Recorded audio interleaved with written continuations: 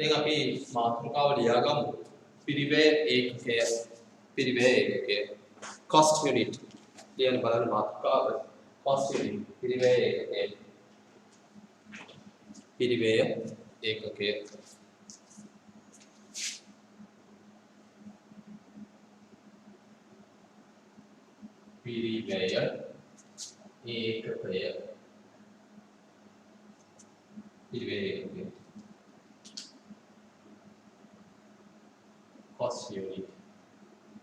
cost unit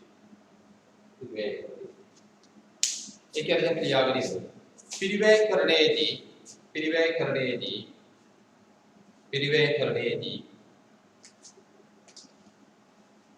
පිරිවැය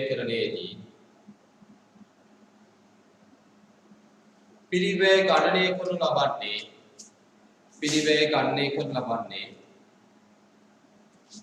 කුමක්ද?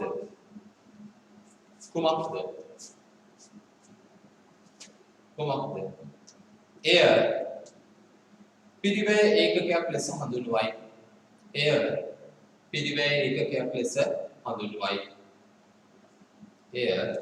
පිරිවැය ඒකකයක් ලෙස හඳුන්වයි. මම උදාහරණයක් කියන්නම්. දැන් අපි උදාහරණයක් හිතමු.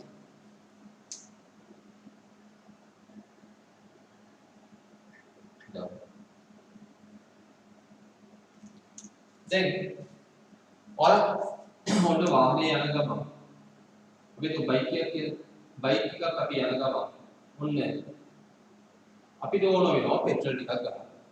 ඔන්න අපි යනවා ෂෙඩ් එකට. පෙට්‍රල් ෂෙඩ් එකට යනවා. පෙට්‍රල් ෂෙඩ් එකට ගිහිල්ලා ඔන්න අපි පෙට්‍රල් ගහන්න කියලා කියනවා. ඒතර පෙට්‍රල් ගහන්න කියන්නේ අපි කොච්චරද සාමාන්‍ය කියන්නේ? සාමාන්‍ය ඒකකේ මොකද්ද? පෙට්‍රල් ගහන්න කිව්වා. මොකක්ද ඒකකේ? එන්නේ ඒකකේ තමයි පිරිවැයක. අපි සාමාන්‍ය පෙට්‍රල් ගහන්න ගියාම පෙට්‍රල් ලීටරයක් ගන්න. තවත් සමහර කට්ටිය කියනවා ලීටර් දෙකක් ගන්න.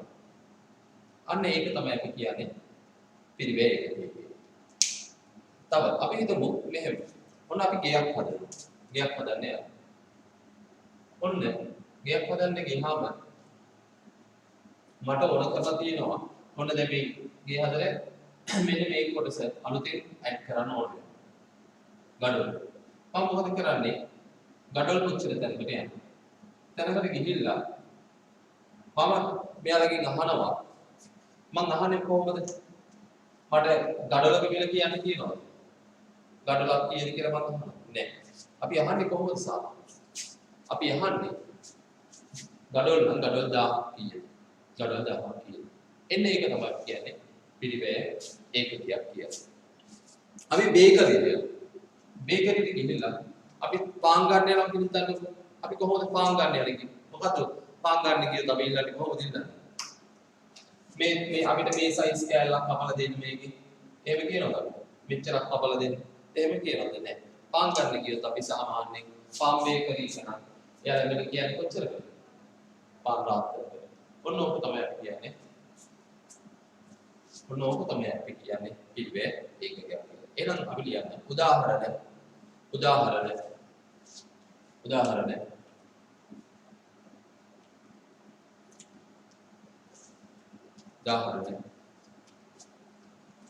පළවෙනි උදාහරණය උදාහරණයක් 1 බේකරිය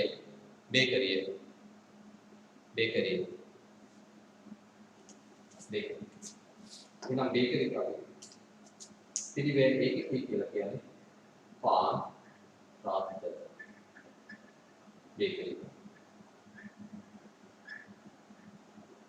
දෙවෙනි ඉන්ධන පිනවුම්කර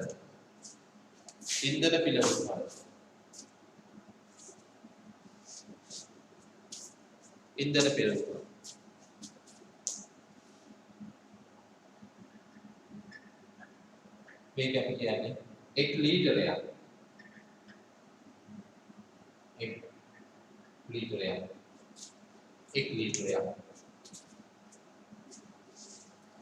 උදාහරණ 3 ගඩොල් නිෂ්පාදනය කරන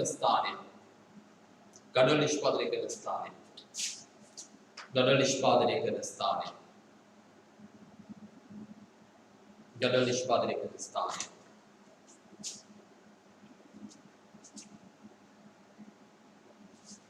මොකද එතකොට පිරිවැය එකකේ මම ඉස්සෙල්ලා කිව්වා. ගඩොල් 1000ක්. ගඩොල් 1000ක්.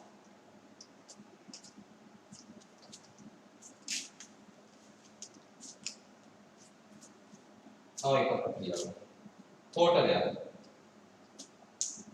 අපි දැන් කියන්නේ කන්නේ හෝටලෙකට යනවා. හෝටලයක්. හෝටලයක්. ඒකේ පිළිවෙල එකේ තමයි එක් කෑම වේලා. එක් කෑම වේලා. එක් කෑම වේලා. එයාලා කියන්නේ ලන්ච් එකක් නම් ලන්ච් එකකට ගන්න. නේද? එයාලා කියනවාද කෑම එක දීලා බත් එකට රුපියල් 20යි. ඊට පස්සේ පරිප්පු එකට රුපියල් 10යි. ඊට පස්සේ හාල් මැස්සට රුපියල් 5යි. මේකේ ලුණු මිරිස් වලට රුපියල් 2යි. සෝස් වලට රුපියල් 5යි. බෝන්චි වලට රුපියල් 10යි. මේක කියනවා නේ. එයාලා කියන්නේ එක වේලකට. එක් වේලක්. ඒක අපි කියන්නේ පිරිවැය ඒකකයක් කියලා. ඊට පස්සේ ඊළඟ මාතෘකාව ලියමු. සංයුක්ත පිරිවැය ඒකකය. සංයුක්ත පිරිවැය ඒකකය. සංයුක්ත පිරිවැය ඒකකය. සංයුක්ත පිරිවැය ඒකකය.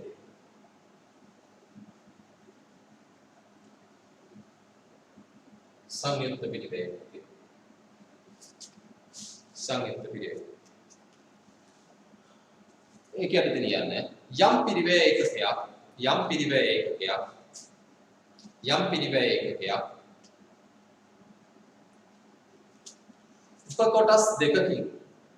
උපකොටස් දෙකකින් යම් පිරිවැය ඒකකයක් උපකොටස් දෙකකින් සෑදී ඇතිනම්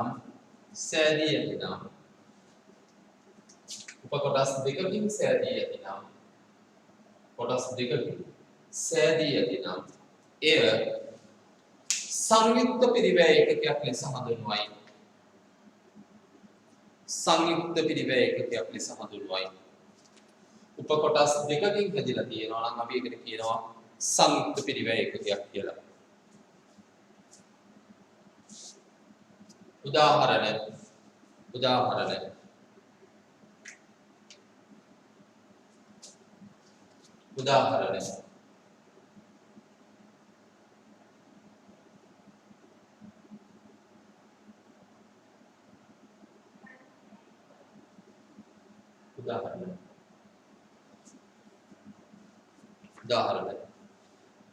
භාණ්ඩ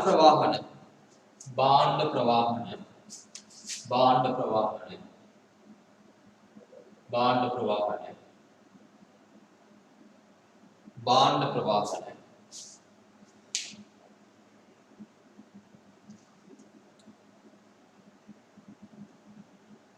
කර්මාන්තයක් සැලකූ විට භාණ්ඩ ප්‍රවාහන කර්මාන්තයක් නැත්නම් ව්‍යාපාරයක් සැලකූ විට භාණ්ඩ ප්‍රවාහන ව්‍යාපාරයක් වෙනත කර්මාන්ත සැලකූ විට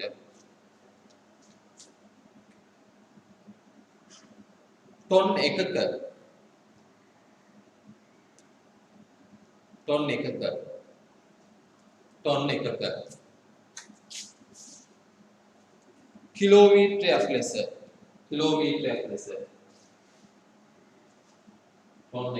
කිලෝමීටරයක් ලෙස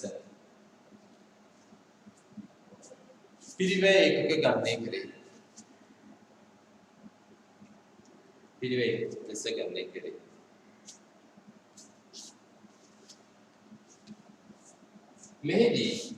මෙහිදී ටොන් එක සහ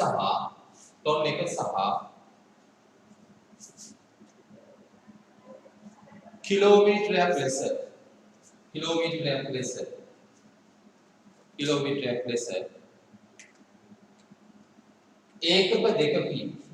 ඒකක දෙකකින් සංයුක්ත වන නිසා සංයුක්ත වන නිසා මෙය සංයුක්ත පිරිවැය එකකයක් ලෙස හඳුන්වයි. මෙය සංයුක්ත පිරිවැය එකකයක් ලෙස හඳුන්වයි.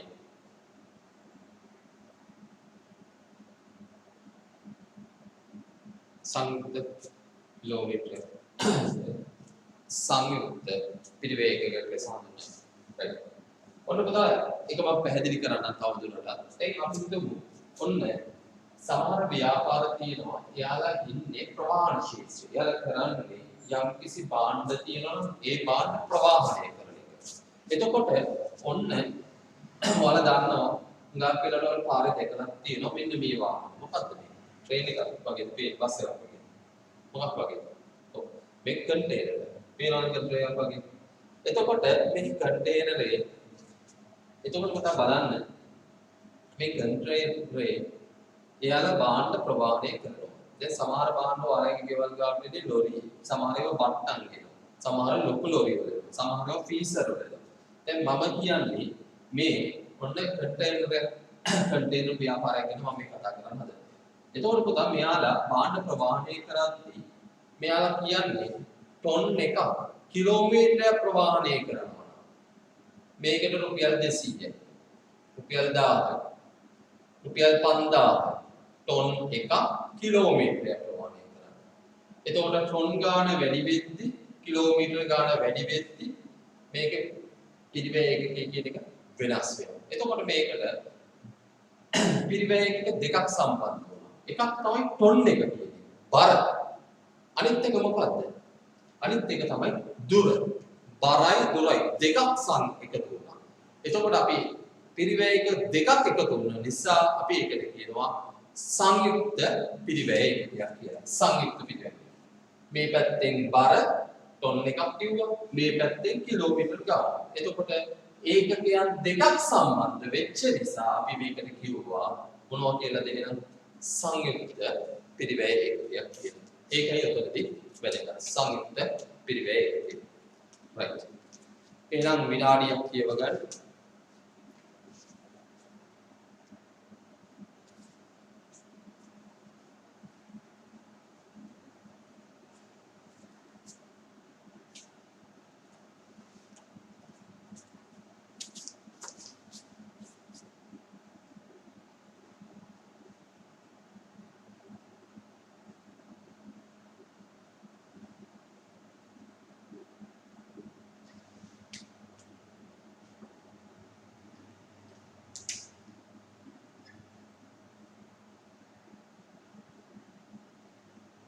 දැන් ඊට පස්සේ මාතෘකාව ලියන්න පිරිවැය මධ්‍යස්ථාන hot centers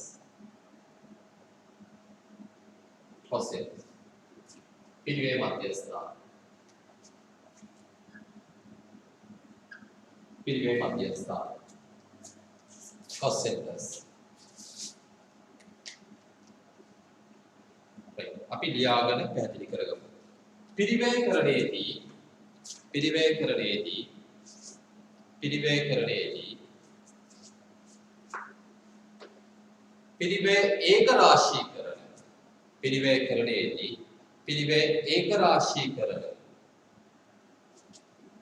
පිරිවැයකරණයේදී පිරිවැය ඒකරාශීකරණ ස්ථාන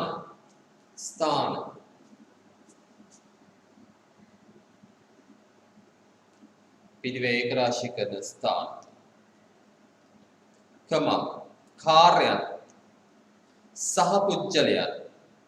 කාර්යයන් සහ පුජ්‍යලයන්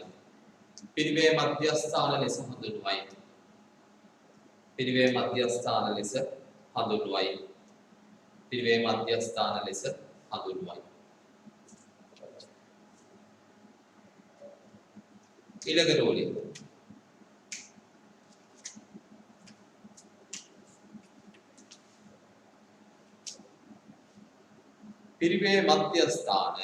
පිරිවැය මධ්‍යස්ථාන ප්‍රධාන වශයෙන් කොටස් දෙකකට බෙදේ.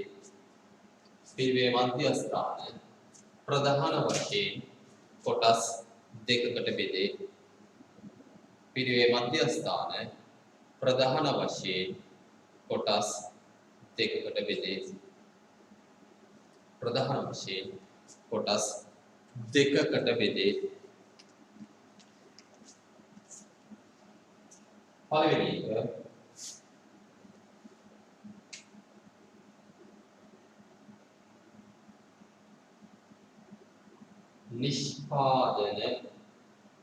නිෂ්පාදන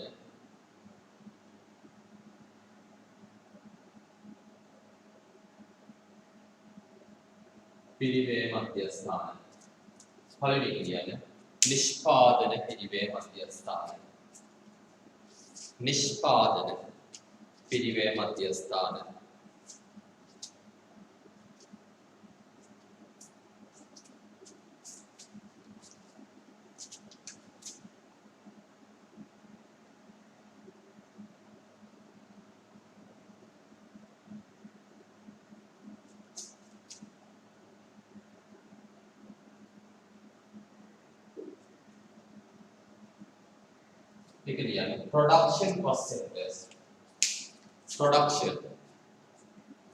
production cost centers.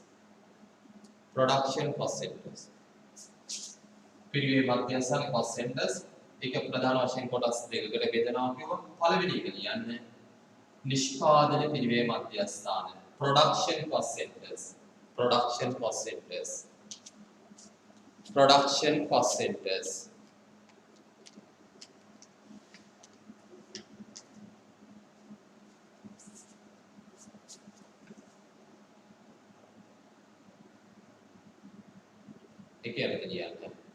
යම් භාණ්ඩයක්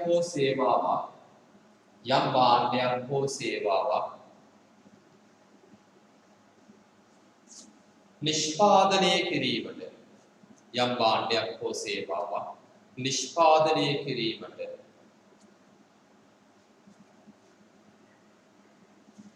ඍජුවම දායක වන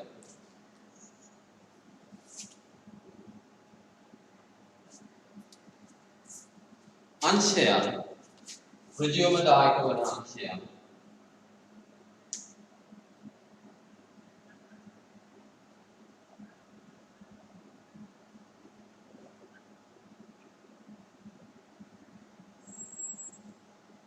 නිෂ්පාදන පිරිවේ මධ්‍යස්ථාන ලෙස හඳුන්වයි. නිෂ්පාදන පිරිවේ මධ්‍යස්ථාන ලෙස හඳුන්වයි.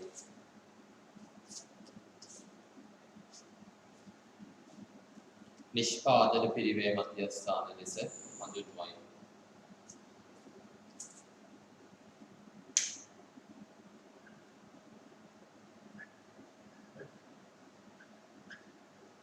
උදාහරණ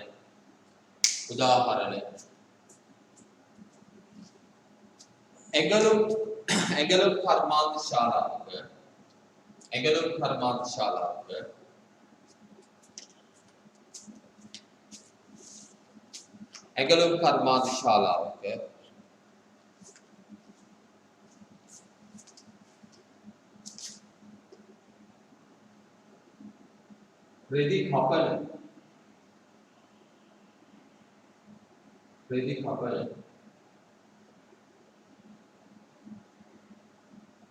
රෙදි කපන अंशे प्रतिपपन अंशे कमा प्रतिमसन अंशे प्रतिपपन अंशे प्रतिमसन अंशे प्रतिपपन अंशे प्रतिमसन अंशे कमा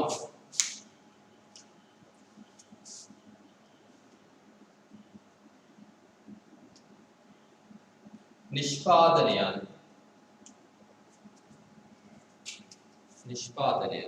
ඇසුරුම් කරන අංශය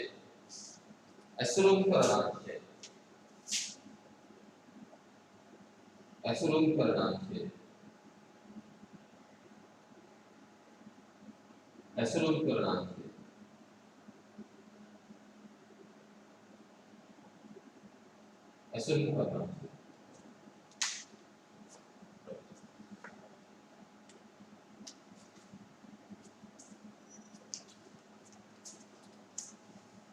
නිෂ්පාදන පිරිවේ මධ්‍යස්ථාන වේ. නිෂ්පාදන පිරිවේ මධ්‍යස්ථාන වේ. නිෂ්පාදන පිරිවේ මධ්‍යස්ථාන වේ. right. දැන් බලන්න බෝඩ් එක දිහා හිමු. දැන් පුතා නිෂ්පාදන පිරිවේ මධ්‍යස්ථාන. නිෂ්පාදන පිරිවේ මධ්‍යස්ථාන වලදී කරන්නේ භාණ්ඩ හා සේවා මොනවා කරන එකද? නිෂ්පාදනය කරන එක. එතකොට මෙයාලට පිරිවෙන් විතරයි තියෙන්නේ. ආදායමක් කියන්නේ නැහැ මේ ආංශවල. බලන්න දැන් මෙයාලට තියෙන්නේ මේ රෙදි කෑල්ලක් අරගෙන මොකද කරන්නේ?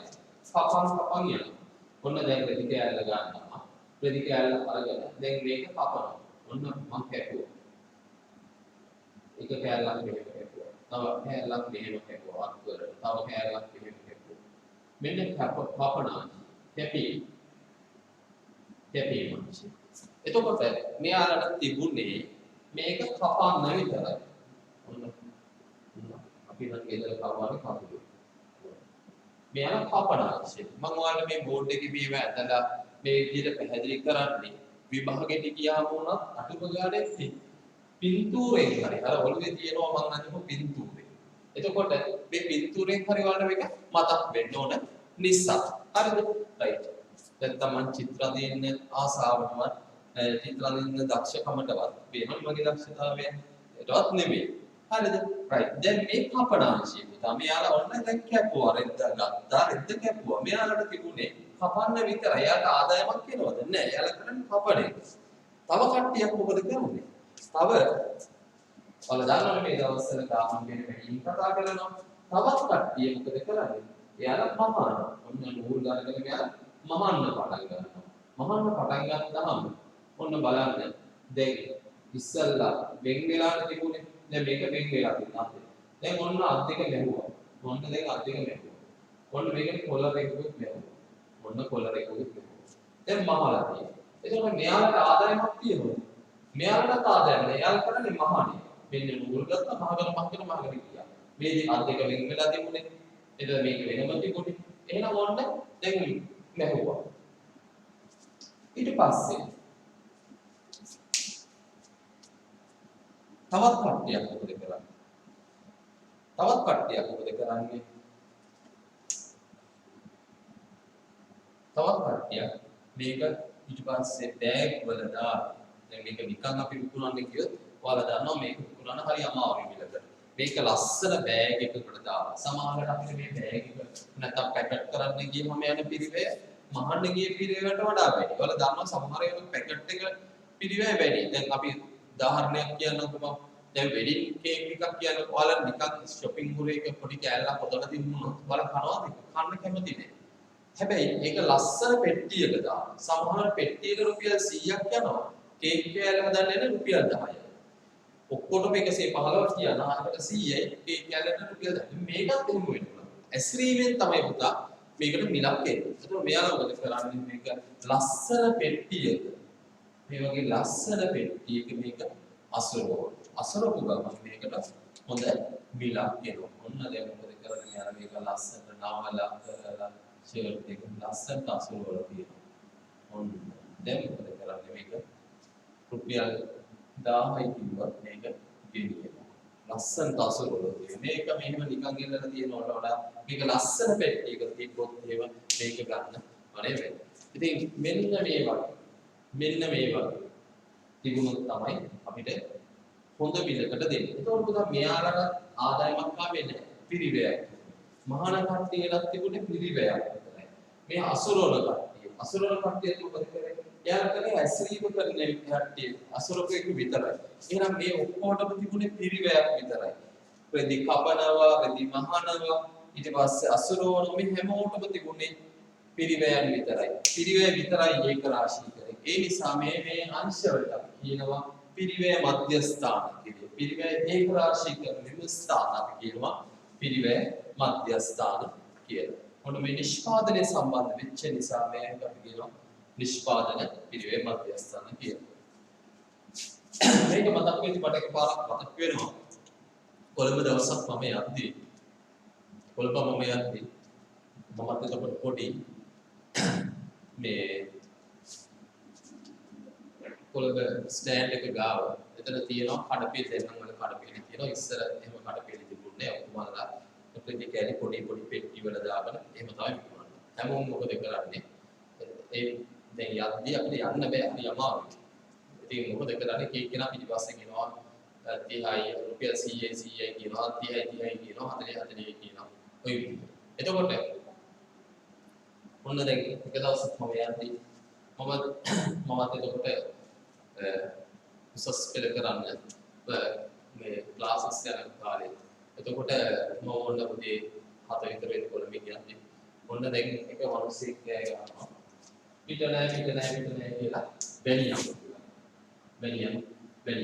මේ පැකට් කරලා දෙන්නවා පිට නැහැ කියලා අසරවල දෙනවා හරිද පිට නැහැ කිය බැනියම් තියෙනවා සමහර කට්ටියගේ ෂර්ට් තියෙනවා ඉතින් පුතා දැන් මේවා කඩේක අසුරවල අපි කඩේකින් ගන්න කියලා අපි ඔන්න දැන් ඕක මේක සාමාන්‍ය දැන් කඩේකින් ෂර්ට් එකක් ගන්න ගියොත් රුපියල් 2000ක් විතර යනවා. ඒ දවස්වල රුපියල් 600 හොඳ ෂර්ට් එකක් ගන්න පුළුවන්. හරි. එතකොට දැන් මේ බක් කට්ටිය දැන් එතන කොළඹින් යද්දී ඔහොම පිටිපස්සෙන් ගිහලා හැමෝම විකුණනවා පිට නැහැ කියලා විකුණනවා. ඉතින් ඇත්තටම පුතා මොකද විකුණන්නේ රුපියල් ඒ ගාන රුපියල් 150. ෂර්ට් එක 150 පිට නැහැ. ඊට පස්සේ එක දවසක් මමත් ෂර්ට් එකක් අරන් ආවා.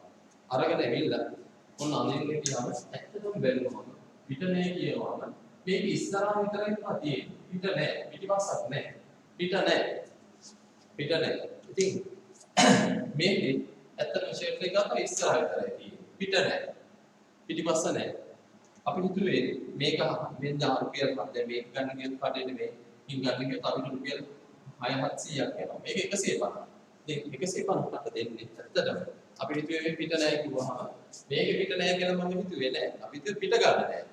බලන්න කියලා. පිට නැහැ කියලා කියන්නේ ඇත්තටම මේක පිට නැහැ.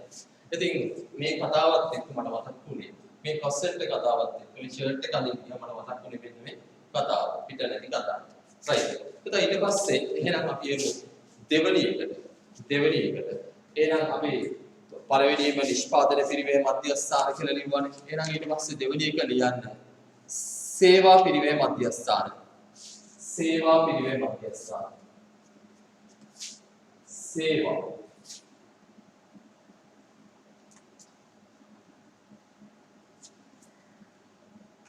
सेवा पिरिवे मध्यस्थान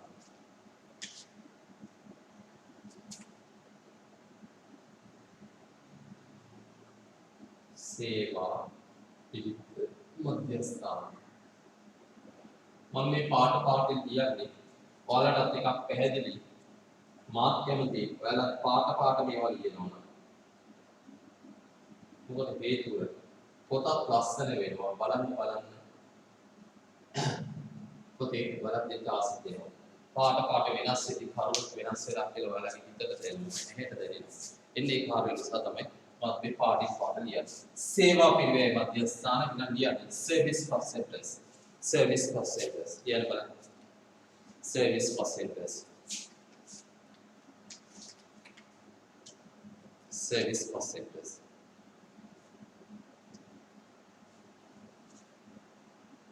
ඒක ඇරෙත් කියන්නේ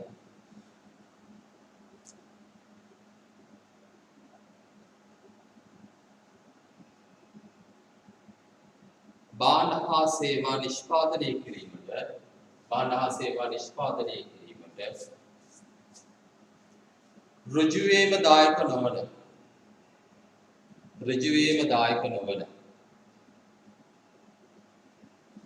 ඍජුවේම දායක නොවන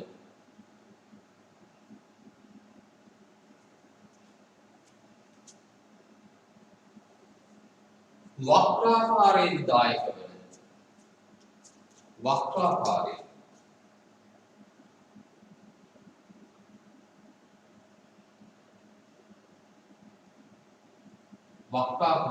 දායක වන අංශයන්ය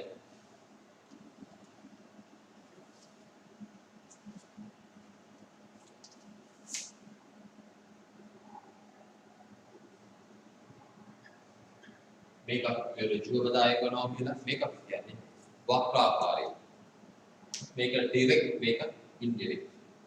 වක්‍රාකාරයෙන් දායක වෙන අංශය. උදාහරණ ඇගලුම් කර්මාන්ත ශාලාවක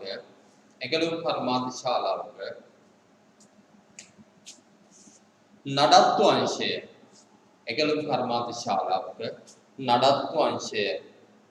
අංශය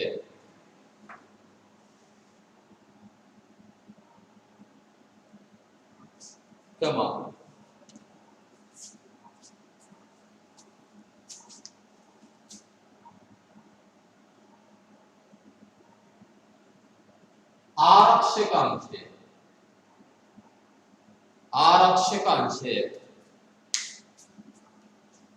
ආරක්ෂක අංශය වෛද්‍ය මධ්‍යස්ථාන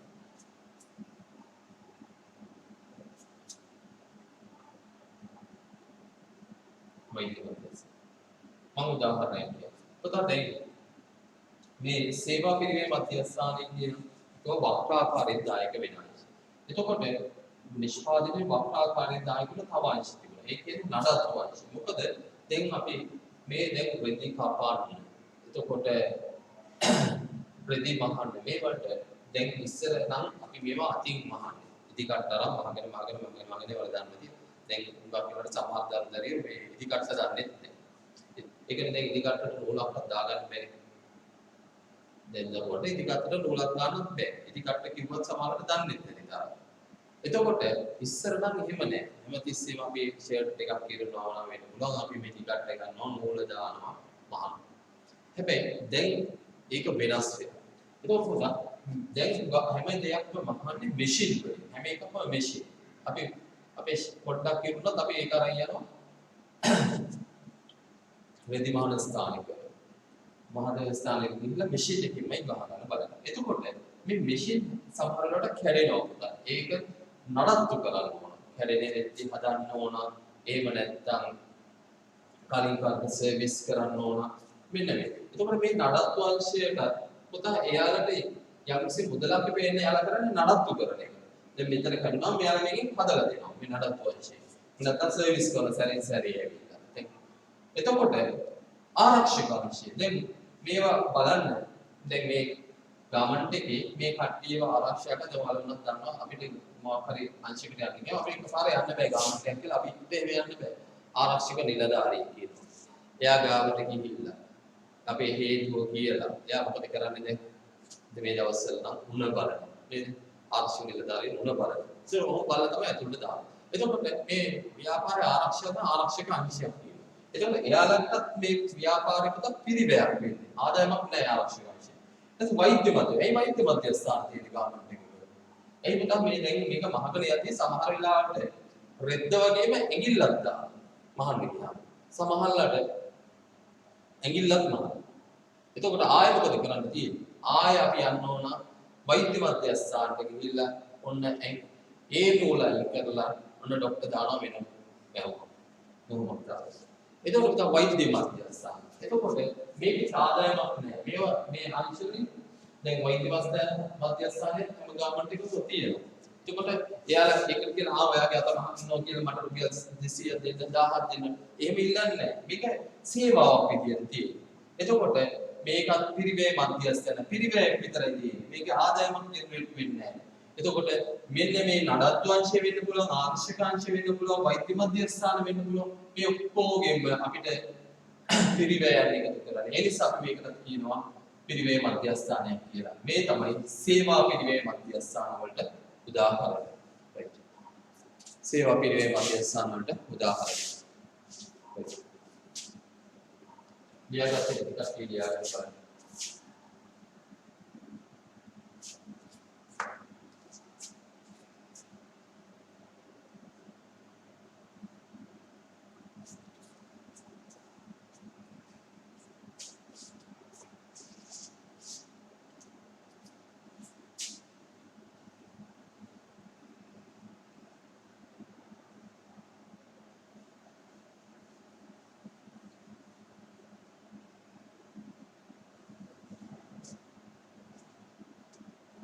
ඊට පස්සේ අපි ලියමු ඊළඟ මාතෘකාව. පිරිවැය අත්පොත. පිරිවැය අත්පොත.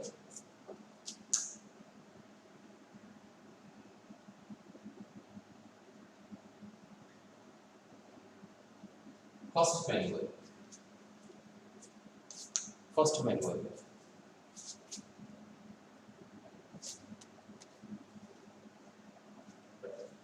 දැන් පුතා ව්‍යාපාරයක් ගත්තාම ඒ ව්‍යාපාරයේ එක එක්කිනාගේ පිළිවෙල වෙනස්. දැන් අපි කිව්වා ඇඟලුම් මාධ්‍ය ශාලාවක් ගත්තොත් ඒකේ පිළිවෙල ගණනය කරන ක්‍රමය වෙනස්. ඊට පස්සේ අපි කරන්නේ හොටෙල් එකක් කියලා කියනවා. එතකොට හොටෙල් එකක නම් ඒකේ පිළිවෙල ගණනය කරන ආකාරය වෙනස්. ඊට පස්සේ අපි බැංකුවක් කියලා හිතන්න. බැංකුවක පිළිවෙලමත් හදන විදිය වෙනස්. එතකොට දැන් එක කර්මාන්ත ශාලාවක් රෙදි නිෂ්පාදනය කරන කර්මාන්ත ශාලාවක් කියනවා. එතකොට ඒ කර්මාන්ත ශාලාවේ ප්‍රොසීඩියර් එක නෙවෙයි අනිත් කර්මාන්ත ශාලාවේ තියෙන්නේ. ඒක නෙවෙයි අනිත් එකේ තියෙන්නේ. එකින් එකට වෙනස් වෙන්න පුළුවන්. සමාන ඒවාක් තියෙන්න පුළුවන්. එකින් එකට වෙනස් ඒවාක් තියෙනවා. එතකොට අපි මේ කතා කරන්න හදන්නේ එතකොට මේකේ දැන් ඔයාලා දන්නවා පිරිවේ අත්පොත කියලා කියන්නේ අත්පොත. දැන් ඔයාලා දන්නවා ඔයාලා ලයිසන් එකක් ගන්න යනවා. ලයිසන් එකක් ගන්න ගියාම ඉස්සෙල්ලා මොකක්ද යාලා දෙන්නේ? පොතක් දෙනවා. මේ පොත දීලා කියනවා මේකේ තියෙනවා මාර්ග සංඥා. එතකොට මේක පාඩම් කරගන්න. එතකොට අපි වාහනයක ගමන් කරද්දී අපි මෙන්න මේ සංඥා මෙන්න මේ ලකුණ තිබුණොත් මොකද්ද කරන්නේ කියලා මේ පොතේ තියෙනවා. මේ ලකුණෙන් අදහස් වෙන්නේ මොකක්ද කියලා තියෙනවා. පුතා මේකත් එහෙමයි. පිරිවැය පොත කියන එක. පිරිවැය පොත කියලා කියන්නේ ඒ ව්‍යාපාරයේ පිරිවැය ගණනය කරන විදිය. ඒකේ පිරිවැය සම්බන්ධව අදාළ ස්ටෑන්ඩඩ්ස් ටික, ප්‍රමිත ටික මේ ටික ඔක්කොම දාලා ඒ ව්‍යාපාරයේ අවශ්‍යතාවය අනුව එක් ව්‍යාපාරය අනුව මකුවා පිරිවැය ගන්න ක්‍රම වෙනස් වෙන්න පුළුවන්. ඊට පස්සේ පිරිවැය ගෙනුම් කරන තියෙන විදිය වෙනස් වෙන්න පුළුවන්. ඒකේ පුරවන ආකෘති වෙනස් වෙන්න පුළුවන්. එතකොට මෙන්න මේ එක ව්‍යාපාරයේ ඒ ව්‍යාපාරයේ පිරිවැය අත්පොතක් කියලා එකක් තියෙනවා. Post manual. ඒකේ තමයි ඒ ව්‍යාපාරයට අදාළ පිරිවැය පිළිබඳ සියලුම තොරතුරු ඇතුළත් කරලා තියෙන පොත තමයි පිරිවැය අත්පොත. එතකොට ඒ පිරිවැය අත්පොත බලලා තමයි එතන වැඩ කරන කට්ටිය ස්ටාෆ් එක පිරිවැය ගණනය කරන්න ඕන. ගිණුම් තියෙනවා නම් ගිණුම් තියන්න ඕන. ඒ ව්‍යාපාරයේ අනුව මේ පිරිවැය අත්පොත වෙනස්. ඒ කියන ව්‍යාපාරයේ තියෙන පිරිවැය අත්පොතම නෙමෙයි B ව්‍යාපාරයේ තියෙන්නේ. B ව්‍යාපාරයේ තියෙන අත්පොතම නෙමෙයි C ව්‍යාපාරයේ තියෙන්නේ. දැන් හොස්පිටල් එකක් කියලා හිතන්නකෝ. එතකොට ඔන්න දැන් අපි දන්නවා හේමාස් කියලා හොස්පිටල් එකක් තියෙනවා. ඊට පස්සේ නවලෝකී කියලා හොස්පිටල්. එතකොට ඒකේ පිරිවැය ගන්න එකට විදිය වෙනස් එකක් කෙනාගේ. එතකොට එයාලගේ ඒ පිරිවැය ගන්න කරන ෆෝම් නවලෝකේ තියෙන ෆෝම් එක නෙමෙයි තියෙන්නේ හේමාස් එකේ. හේමාස් එකේ තියෙන ෆෝම් එක නෙමෙයි තියෙන්නේ ගවර්න්මන්ට් හොස්පිටල් එකේ. එක හොස්පිටල් වුණාට එක අංශය එයාලා ඒ අත්පොතක් තියෙනවා. ඒ අත්පොතේ විදියට තමයි ඒ ආකෘතිය ඒ ප්‍රමිතිය ඒ විදියට වෙනස් වෙන්න පුළුවන්. වෙනස් වෙද්දී අපිත් මොකද කරන්න තියෙන්නේ? ඒ පිරිවැය අත්පොත බලලා තමයි අපිට මේක ගණනය කරන්න පුළුවන්. එහෙනම් අපි ලියාගමු. පිරිවැය අත්පොත එහෙම නැත්නම් කොස්ට් මැනුවල් කියන එක යටතේ අපි ලියාගමු. ආයතනයක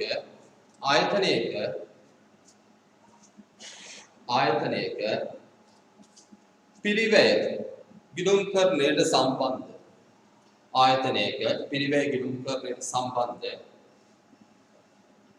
ආයතනයක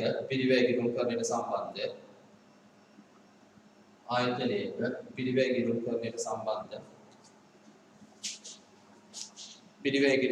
සම්බන්ධ සියලුම තොරතුරු ඇතුළත් කොට ඇති පොත පිරිවැය අත්පොත ලෙස හඳුන්වයි. පිරිවැය අත්පොත ලෙස හඳුන්වයි.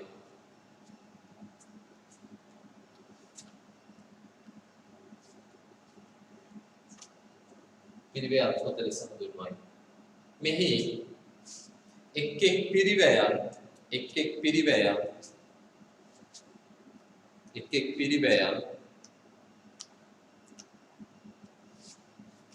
ගිනුම් කරන ක්‍රමයන් ගිනුම් කරන ක්‍රමයන් ගිනුම් කරන ක්‍රමයන් ගිනුම් කරන ක්‍රමයන්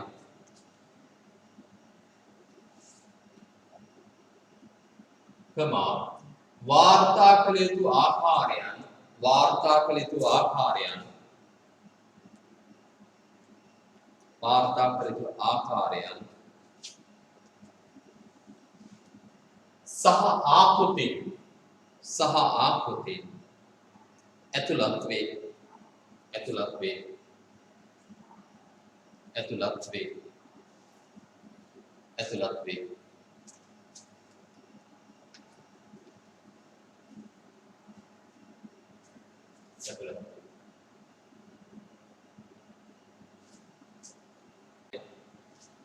එන මාතෘකාවලිය පිළිවෙල පාලනය පිරිවැය පාලනය පිරිවැය පාලනය cost control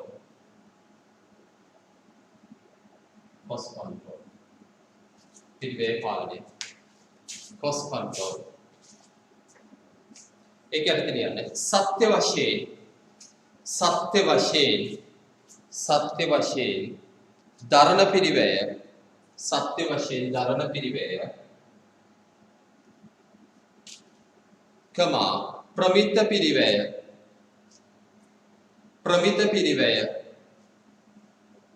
ප්‍රමිත පිරිවැය වරහන් ඇතුළේ ලියන්නේ කලින් තීරණය කළ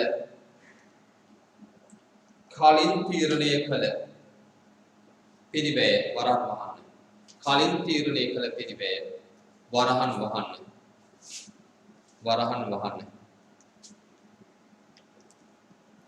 තුල රඳවා ගැනීමට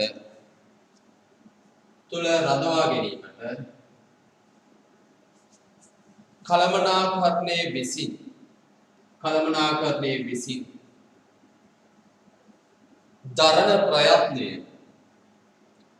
දරණ ප්‍රයත්නය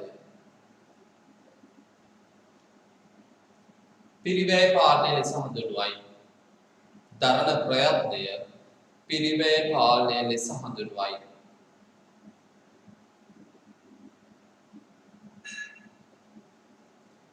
අපි අපි ඊළඟ මාසේ වියදම් කරන්න ඉන්නවා රුපියල් 500ක්. කලින් තීරණය කරා. නැත්නම් මේ මාසේ කියලා අපි කලින් තීරණය කළා මේ මාසේ අපි ඔක්කොම වියදම් කරන්න ඉන්නේ 500යි කියලා. 500යි. ඒතර අපි සත්‍ය වශයෙන්ම කන්ට්‍රෝල් කරනවා කළමනාකරණය කරනවා. ඒක ඒ මට්ටමේම කියන්නේ සත්‍ය පිරිවැයාවත් 500 ඇතුළත තියන්න. අපි ස්ටෑන්ඩඩ් එක තමයි කලින් තීරණය කරගත්තා ප්‍රමිතියක් විදිහට රුපියල් 500 අපි මේ මාසේ වියදම් කරන්න කියලා. එතකොට අපි වියදම් කරත් අපි ගාව සල්ලි තියෙනවා රුපියල් 17000ක් අපි ගාව සල්ලි තියෙනවා. නමුත් අපි එච්චර වියදම් කරන්න අපි මේක ඒ කියපු කලින් තීරණය කරගත්තු පිරිවැය තුලම රඳවා ගන්න බලනවා. මේ රඳවා ගන්න දාන ප්‍රයත්නය තමයි අපි කියන්නේ cost control කියලා. පිරිවැය පාලනය කියලා. අපි හිතමු මෙහෙම ඔන්න අපිට අපේ ෆෝන් බිල අපි හිතමු රුපියල් 1000ක් ඇතුළත රුපියල් 1000යි වෙන්නේ. රුපියල් 1000ක් වෙනකම් උපරිම අපිට කතා කරන්න පුළුවන්. එතකොට රුපියල් 1000ට වඩා කතා කරන්න නම් අපිට තව මුදලක් යොදන්න වෙනවා. නැත්නම් ඒතකොට ෆෝන් ලයින් එක කපනවා. අපි මොකද කරන්නේ? රුපියල් 1000ක නම් අපිට කතා කරන්න පුළුවන්. අපි 1000ක කතා කරන්න අපි මොකද කරන්නේ? අපි සාමාන්‍ය අනිත් කට්ටියත් එක්ක කතා කරන ප්‍රමාණය ටිකක් සීමා කරලා හරි යම් කිසි විදිහකට සීමාවන් වලට යටත් අපි මේක කන්ට්‍රෝල් කරනවා. එතකොට අපි ඉස්සර ඔන්න අපි ඒ කෙනෙක්ගෙනත් එක්ක වැඩියෙන් කතා කරන්නේ ඩබල් වගේ. දැන් අපි කල්පනා කරනවා මේක පිරිවැය පාලනය කරන්න අපි පොඩ්ඩක් රැයට කතා කරනවා. රැ සාමාන්‍යයෙන් අපි හිතමු නයිට් ඩේට පාවිච්චි කරන්න පුළුවන්. එන්නේ මේ වගේ දේවල්. මේ වගේ දේවල් අපි පිරිවැය අඩු කරන්න පුළුවන් කියලා බලන්න. මේක කන්ට්‍රෝල් කරනවා.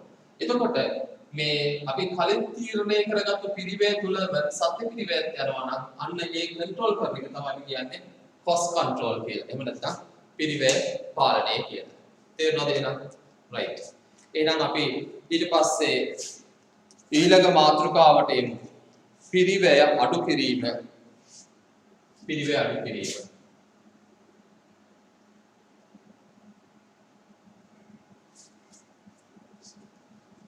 ලියන්න මාතෘකාව පිරිවැය අඩු කිරීම.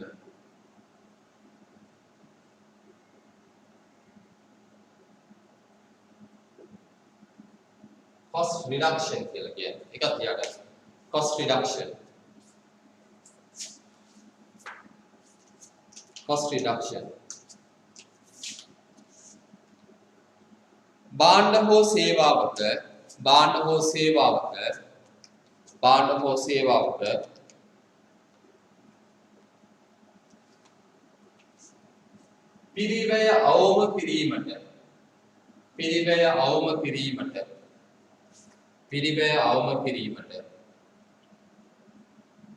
පිරිවැය අවම කිරීමට කළමනාකරණයේ විසි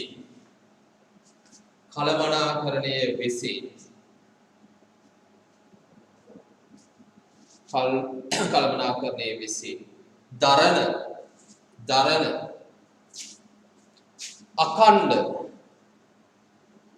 අඛණ්ඩ සහ ස්ථාවර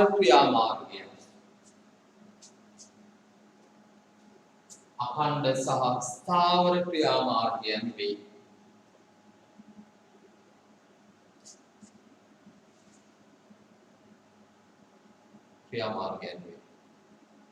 right.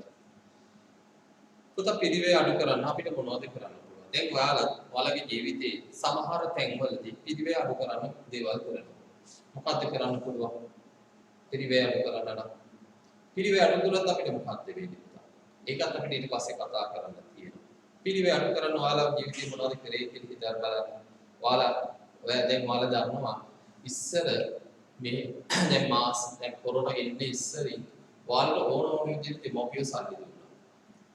කියන එකට සල්ලි දුන්නා. එයාලා සමහරට ඇහුවේ නැහැ මේක මොනවටද යන්නේ කියලා. හැබැයි දැන් ඔයාලට සල්ලි දෙන්නේ එහෙම නෙවෙයි දෙන්නේ. මොනවටද ඔයා සල්ලි දෙන්නේ? මේක කරන්න ඕන එකක්. මේක අපිට පිළිවෙල අඩු කරන්න ක්‍රමයක් නැද්ද? දැන් ඉස්සර හෝල් ක්ලාස් ගෲප් ක්ලාස් ගියා නම් දැන් ඔයාට පුළුවන් පිළිවෙල අඩු කරන්න මේ ඔයාට යන්න පුළුවන්. group class එකෙන් whole class එකට shift වෙන්න පුළුවන්. පිළිවෙල අඩු කරලා. ඔයාලා දන්න දැන් අපේ classes වල whole class කියලා එකක් තිබුණා group class කියලා. දැන් අපි මොකද කරේ? හැමෝගෙම සුභසිද්ධිය දක්වා group class කියන එක නතර කරලා අපි දැම්ම මේක ඔක්කොම whole class එකට. එතකොට මොකද උනේ? අර වැඩියෙන් මෙච්චර කල් පිළිවෙලක් දරපු එක්කෙනාට පිළිවෙල දරන්න වෙන ප්‍රමාණය මොකද උනේ? අඩු වුණා. එතකොට පිළිවෙල ප්‍රමාණය අඩු වුණා. දැන් ඉස්සර AD කරන්න ගිය ගානට වඩා දෙගුණයක් අඩුවේ. මේ 50% ඩිස්කවුන්ට් එකක් දීලා මේ පාර AD කරා. cost එක අඩු කරා. cost reduction. ගානට තියෙන cost එක අඩුයි. එතකොට පිළිවෙල අඩු කරාම මොකද පුතා වෙන්නේ? ඒක අපි ඊට පස්සේ කතා කරන්න තියෙනවා. එහෙනම් විනාඩියක් කියව ගන්න බලන්න පිළිවෙල අඩු කිරීම යටතේ අපි ලියාගත්තු එක විනාඩියක් කියව ගන්න බලන්න.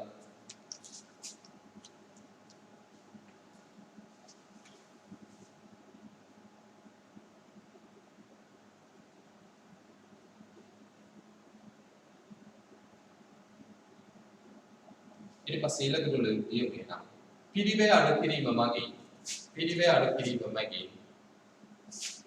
භාණ්ඩ හා සේවාවල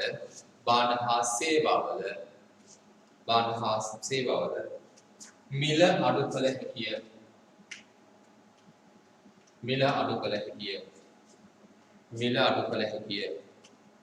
අඩු කළ හැකිය.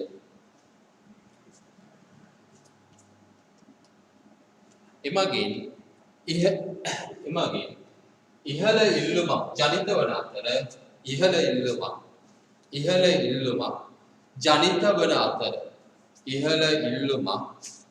වන අතර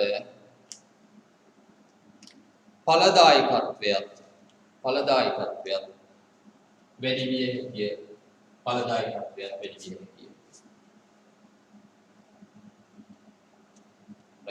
පොත අපි දැන් භාණ්ඩයක් හදද්දී අපි ඒකේ මිල අඩු කරගත්තොත් අපිට යන පිළිවෙල ටික අඩු කරගත්තොත් අපි මොකද කරන්නේ? පිළිවෙල අඩු කරොත් අපිට විකුණන්න ඕනේ. දැන් අපිට පාන් රාත්තලක්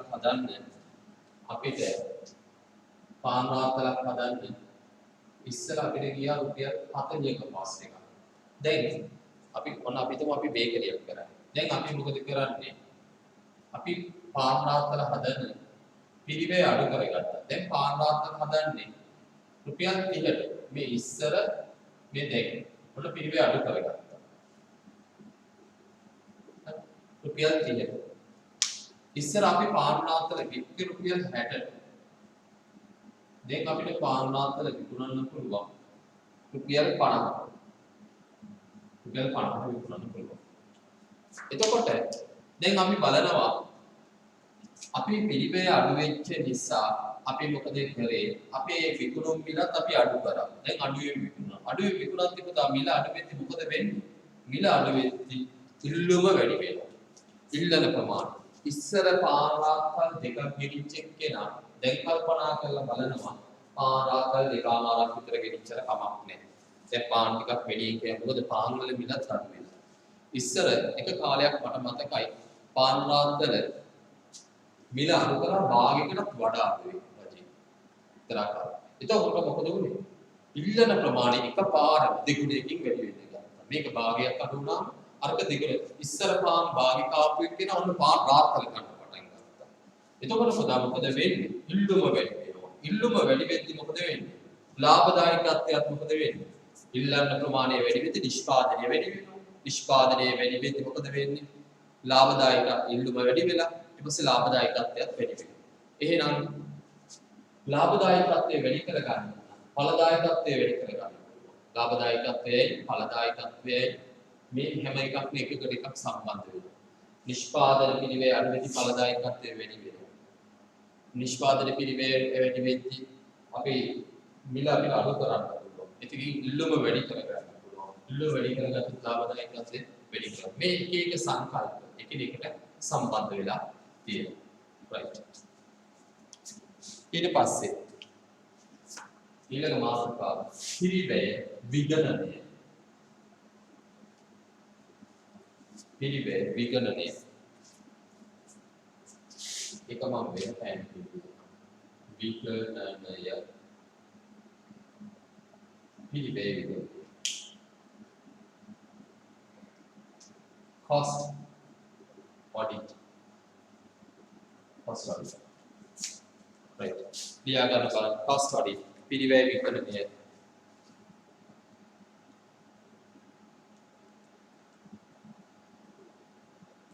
ඒකට කියන්නේ ආයතනයේ පිරිවැය ගිණුම්කරණයට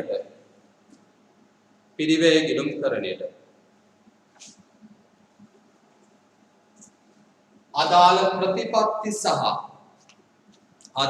ප්‍රතිපත්ති සහ ක්‍රියාපටිපාටීන්ට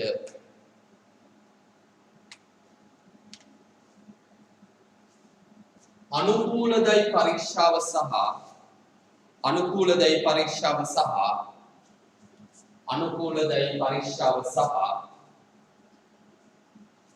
වැරදි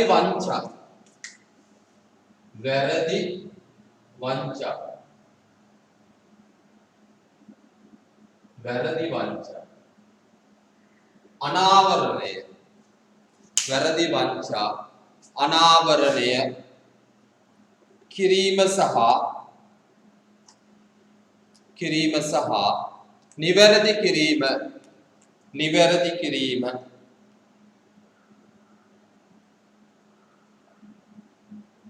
නිවැරදි කිරීම සහ ඊට අදාළ උපදෙස් ලබා දීම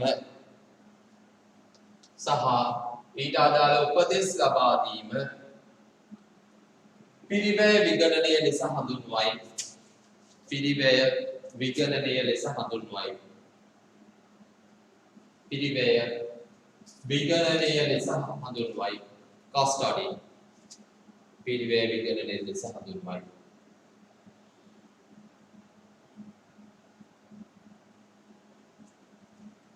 දැන් මොකක්ද මේ විගණනය කරනවා කියලා කියන ඔඩිට් කරනවා කියන ඔයාලට ඉතිරි කාලයේදී විගණනය කියන එක අවශ්‍ය කාර්යයක් වෙනවා. දැන් ඔයාලා බලන්න පුතා ඔයාලා කඩින් දැන් ඔයාලා හිතන්නකෝ ඔයාලා හැමෝම ඔන්න ගා අර කඩේ ගිහිල්ලා බඩු කියනවා.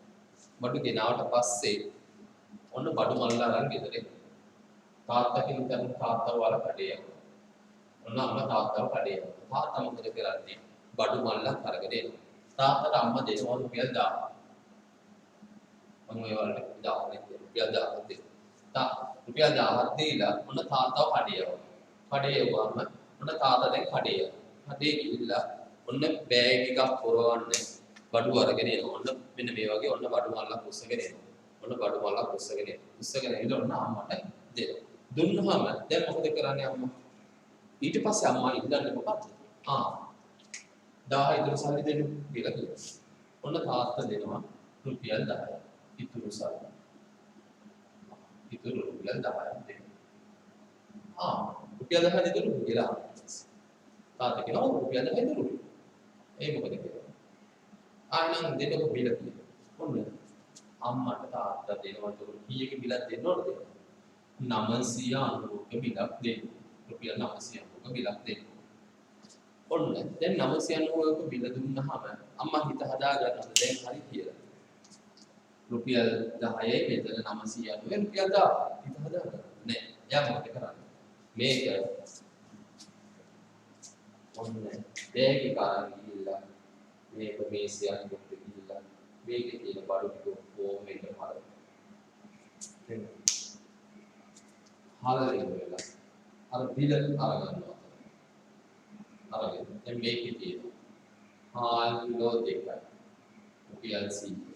අම්මා බලනවා ඔන්න හාල් කිලෝ 2ක් තියෙනවා.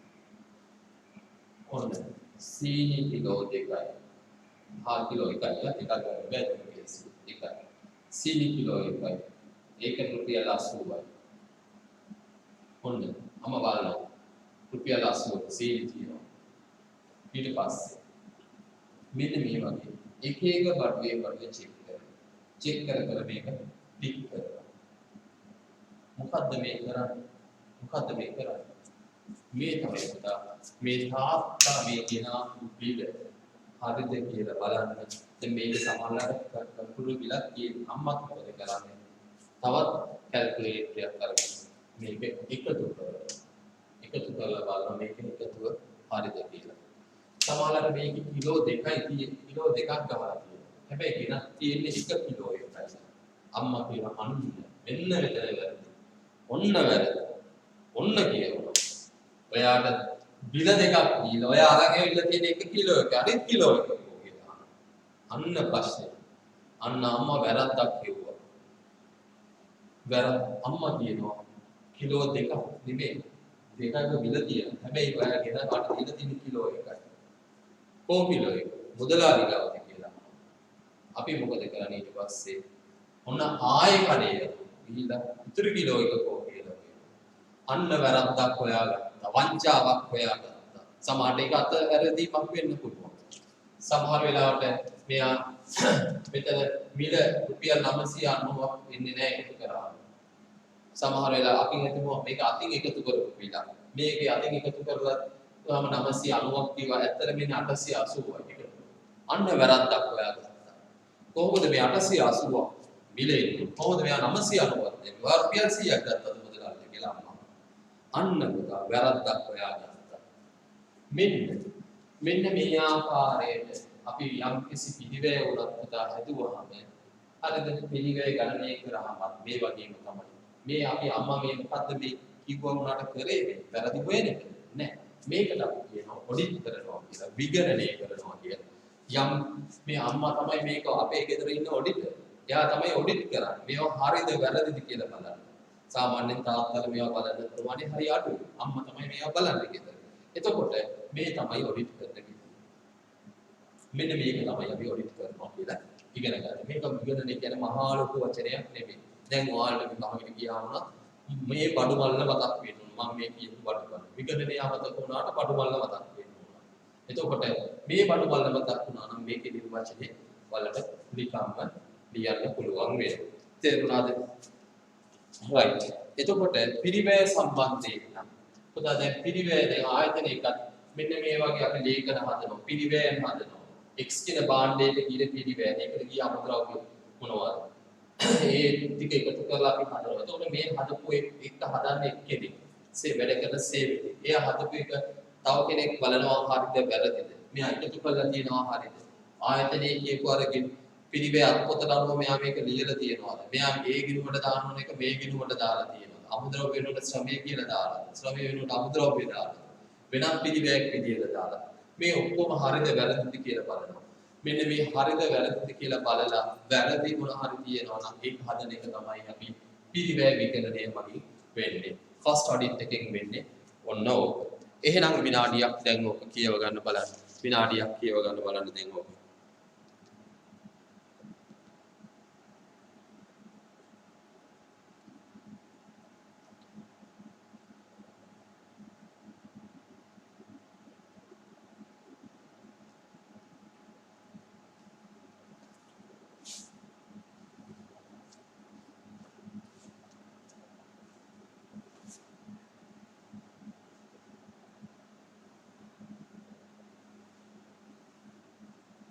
කොච්චර පිළිවෙයි කියලා මෙතුවත් ආයෙ පිළිවෙයි කියලා ලියන්න වෙනවා.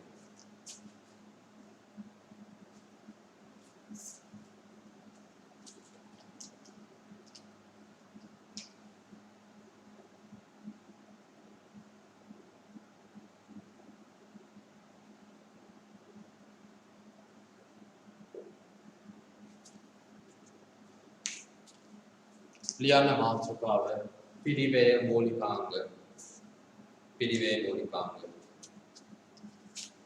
පිළිවෙය මූලිකාංග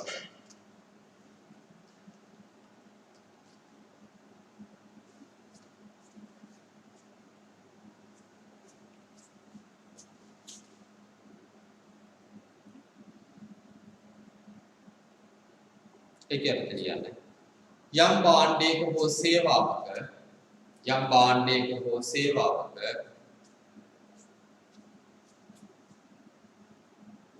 මුළු පිරිවැය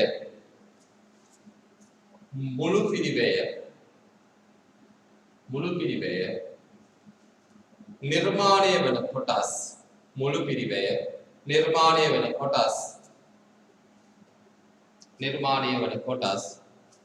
පිරිවැය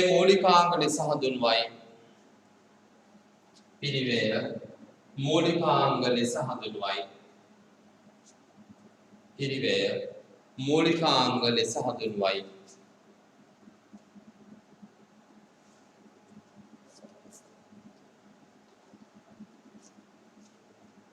right. අපි භාණ්ඩයක් ගත්තාම පුතා භාණ්ඩය හදන්න එක එක පිරිවැය එනවා.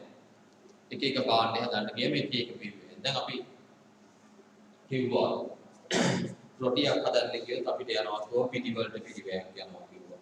පොල් වලට පිරිවැයක් යනවා. ලුණු දැම්මොත් ලුණු වලට පිරිවැයක් යනවා කිව්වා. ඒක අපිට දර වලට කොස්ට් එකක් යනවා. ඒක ගෑස් එකේ වෙනවා නම් ගෑස් එකේ නම් මේවා කරන්නේ. ඒතර ගෑස් එකට කොස්ට් එකක් යනවා. මේ ඊට පස්සේ අපිට මේකට යම් මේක ලුණු දානවා ලුණු වලට පිළිවෙල. මේ එකට එකතු කරන පිළිවෙලක ඔක්කොම එකතු කරාම මේ තමයි මේ පිළිවෙල අපි කියපු අයිතමයන් තමයි පිළිවෙල මූලිකාංගය. එතකොට මේවා එකතු වෙලා තමයි ඒක සමහර ඒවා ඍජු පිළිවෙල. දැන් මම කියුවේ සමහර ඒවා වක්‍ර පිළිවෙල. එතකොට මෙන්න මේ වගේ පිළිවෙල එකතු වෙලා තමයි පිළිවෙල මූලිකාංග කියන එක හැදෙන්නේ. හරිද? right.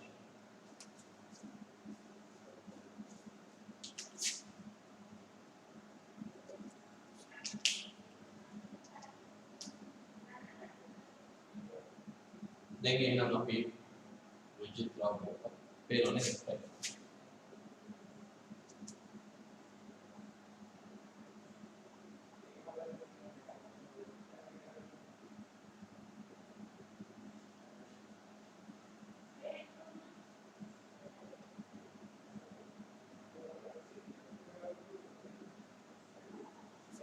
ඍජු ද්‍රව්‍යයි ඍජු ශ්‍රමයයි ඍජු අනිකුත් වේදා ඉස්සලම වලත් දැන් මේක ලියන්න පටන් ගන්න මාත් එක්ක මූලිකාංග යටතේ මේක අපි ඉස්සල් ලියාගත්තු මාතෘකාව යටතේ ඉතින් අපි ලියාගත්තු ඉස්සල මූලිකාංග කියන්නේ මොකක්ද කියලා ලියාගත්තා. දැන් මේ නම් මේක යට ලියන්නේ ඍජු ද්‍රව්‍ය ඍජු ශ්‍රමය ඍජු අනිකුත් වේදා.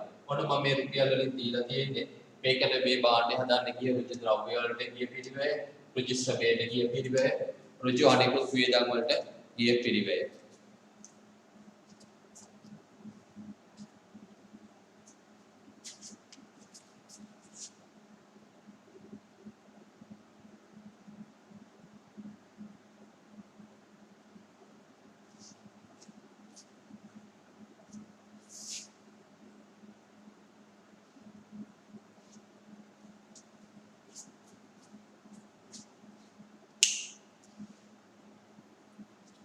ඊයර බලන්න ඍජු ද්‍රව්‍ය, ඍජු ශ්‍රමය, ඍජු අනිකුත් වේද. මේ තුන ඔක්කොම එකතු කරාම අපි ඒකට කියනවා ප්‍රාථමික පිළිවෙල කියලා. ප්‍රාථමික පිළිවෙල. ප්‍රාථමික පිළිවෙල.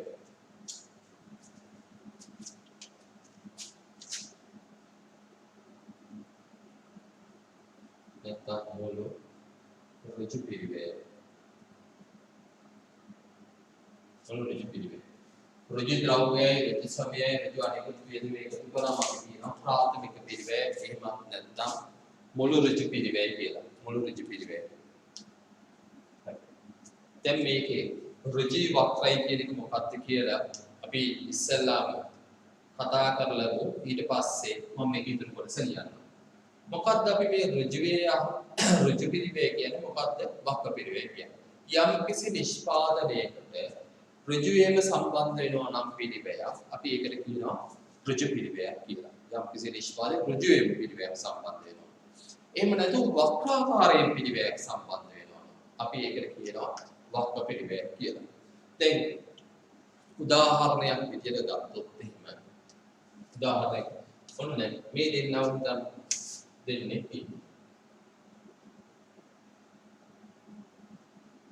මේ ඍජු වක්‍රය අතර වෙනස මම කියන්නම්.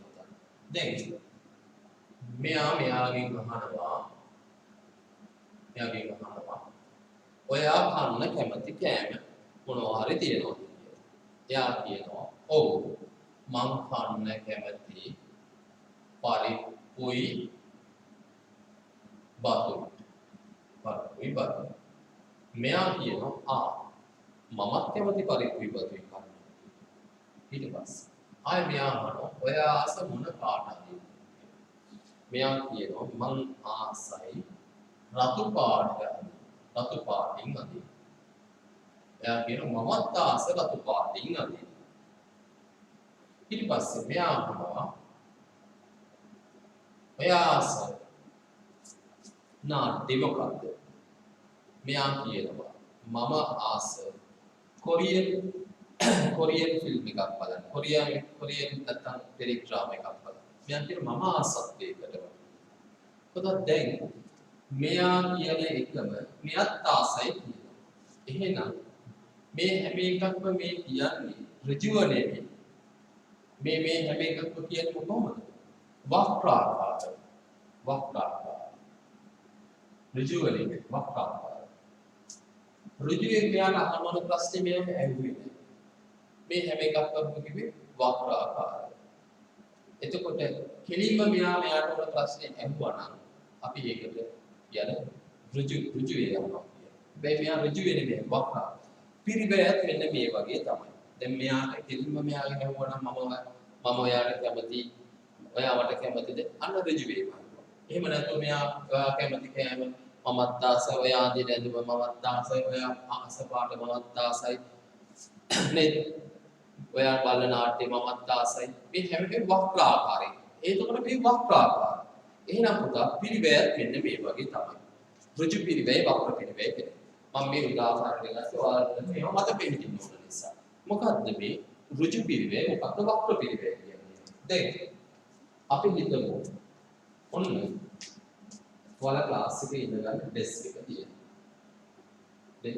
ඩෙස්ක් එකේ බංකුව තියෙනවා. මේ බංකුවට පුතා ඍජු වේම යන බංකුව හදන්න ඍජු වේම යන පිරිවැය මොනවද? ඍජු වේම මොනවද පිරිවැය? එකක් තමයි මේකේ මේ ලී වලට පිළිවෙල නේද? මේකට ලී වල කරලා තියෙනවා. ලී වලට පිළිවෙල තව මොනවද? මේක හදන්න කෙනෙක් ඕන වෙලා තියෙනවා. මේක හදන්න එයාට පිළිවෙල නේද? ඍජු ද්‍රව්‍ය ගිහින් තිබුණා, ඍජු ශ්‍රමය ගිහින් තිබුණා. හැබැයි ඊට අමතරව තව මොනවද? මේකට ඍජු වේම ගිය අනෙකුත් වේදා. ඍජු වේමාගේ මේ දෙකම තිබුණාට වැඩක් නෑ පුතා මේක එන ගහනවා. එන වලින් තමයි මේක ෆිට වෙන්නේ. මේ අනිකුත් වේද රුජියුගේ අනිකුත් වේදම නේද? ඊට පස්සේ බලන්න මේකේ මෙතන වක්කාව මේක මෙන්න මේ වගේ පාටක් ගන්න තිබුණා. ඔයාලට මතක වෙනවා. පාටක් ගහලා තිබුණා ඩෙස් එකේ. ඒක ඍජු පිළිවෙල නෑ. ඒක වක්‍රාකාර පිළිවෙල. ඒක ගන්නත් පුළුවන් නොගෑනත් පුළුවන්. ඒක ගැටලුවක් නේ. සමහර ඩෙස්වල වල ඉඳගෙන බංකුවල ඉඳගෙන තියෙනවා. ඒකේ පාටක් කිසිම පාටක් නෑ. දේව ආරක්ෂක සමාන ගාලා තියෙනවා. ආකාරයෙන් ගිය පිළිවෙල. නේද? එතකොට මේක වක්‍රාකාරයෙන් තමයි එක එක වේදන් දානවා තියෙනවා මේක හදන්න. මේකට මැෂින් වලට විදුලිය ගියා වෙන්න පුළුවන්. නේද? මේකට වෙන වෙන ප්‍රවාහණය කරන්න පිළිවෙල ගියා වෙනකොට මේ වෙන වෙන පිළිවෙල තමයි තියෙනවා. වක්‍රාකාරය. එතකොට මේ අපි කතා කරන්නේ යම් කිසි භාණ්ඩයක් හරි සේවාවක් හරි ඍජු පිළිවෙලක ඔක්කොම එකතු කරාම අපි කියනවා ඒක මොනවා කියලා? ප්‍රාථමික පිළිවෙල. එහෙම නැත්නම් මුළු ඍජු පිළිවෙල කියලා. දැන් මේ මම වෙන පෑනකින් ලිව්වා ඔයාලට. වෙන පෑනකින් ලිව්වා.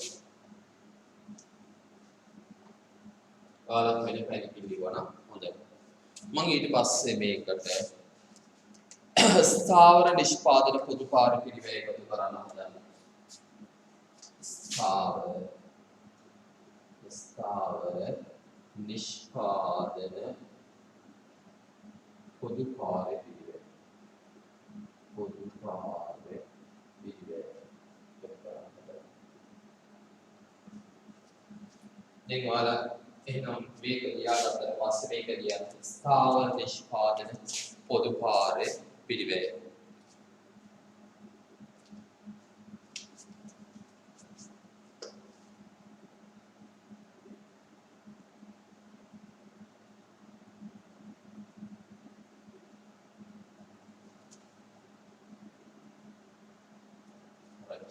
මේකට කරුවාම අපි කියනවා මේකට මුළු නිෂ්පාදන පිළිවෙල කියලා.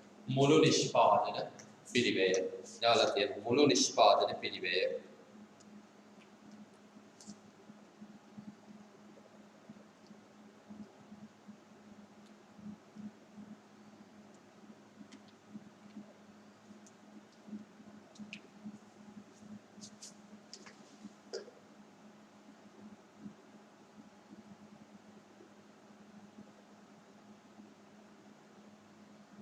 ඊට පස්සේ ඊළඟ රෝලේ අපි ලියමු.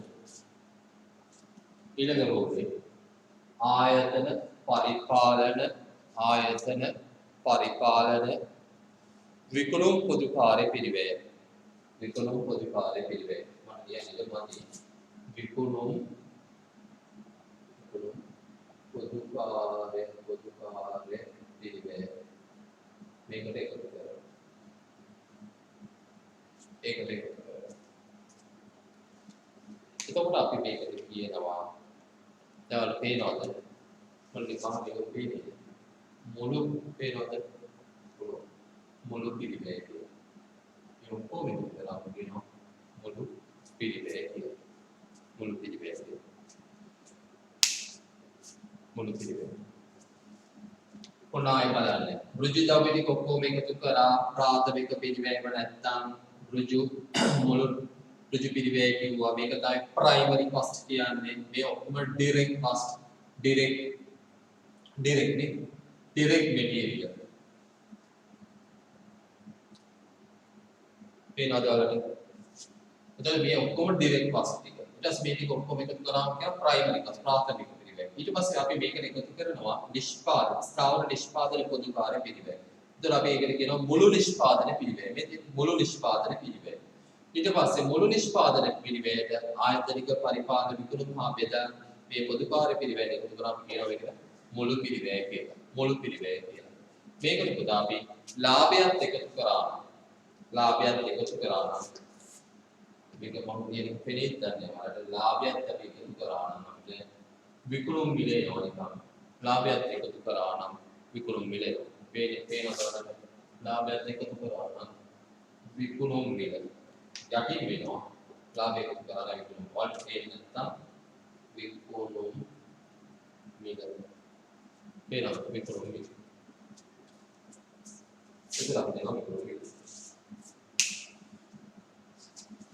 ඍජු ද්‍රව්‍යයට ඍජු සමය එකතු කරා ඍජු අනිකුත් වියදම් එකතු කරා අපි කිව්වා ප්‍රාථමික පිළිවෙල කියලා ස්ථාවර නිෂ්පාදන පොදු කාර්ය පිළිවෙල එකතු කරා මුළු නිෂ්පාදන පිළිවෙල කිව්වා ආයතනික පරිපාලන විකුණුම් බෙදාගෙන පිළිවෙල එකතු කරා මුළු පිළිවෙල කිව්වා ඒකට ලාභය එකතු කරා අපි කියනවා විකුණුම් මිල කියලා. හරි එහෙනම් ඔක විනාඩියක් ලියා ගන්න බලන්න.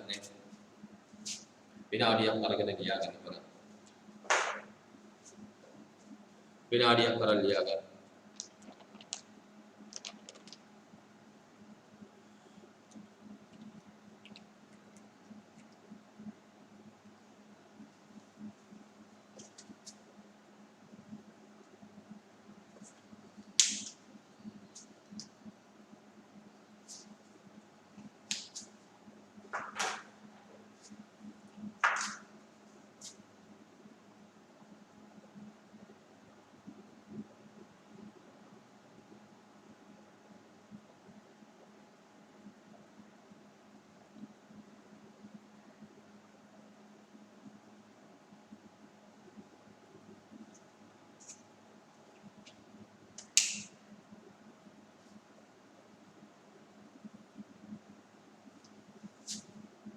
ඊළඟ ඊට පස්සේ යටින් ඊළඟ අපි ලියගමු. පිරිවැය නිර්මාණය වන අයුරු. දැන් මම ලිව්වා කියලා බෝඩ් එකේ එහා පැත්තෙන් ඔයාලා ඒක ලියන්න එපා. ඔයාලා යටින් ලියන්න. ඔයාලා පොතේ ඊළඟ රූලේ. පිරිවැය නිර්මාණය වන අයුරු. පිරිවැය නිර්මාණය වන අයුරු.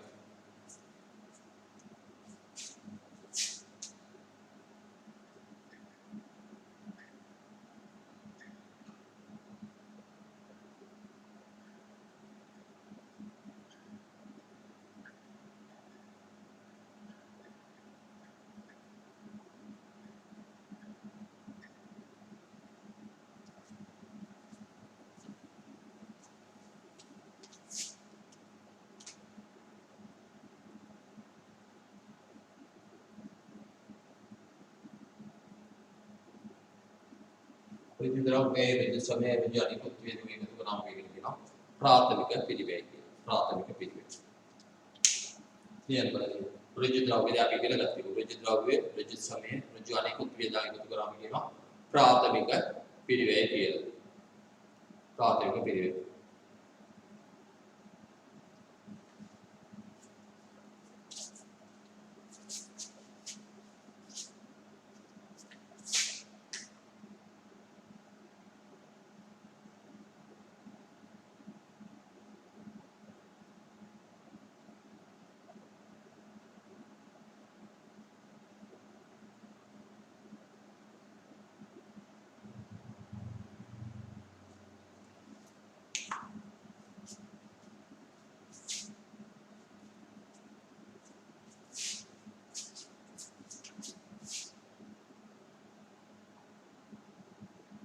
අපි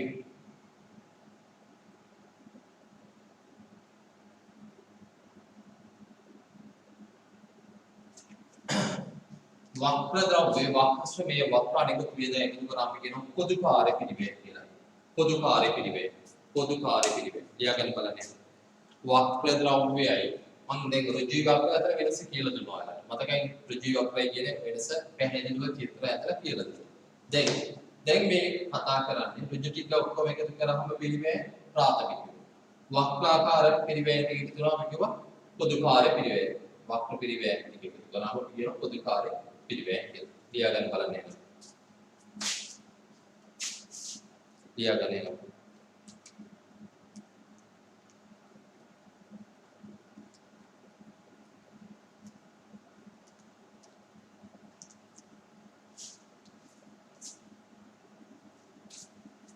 මම මේ පෑන් ලියන එකේ පොඩි වෙනසක් තියෙනවා වගේ එක තේරෙයි.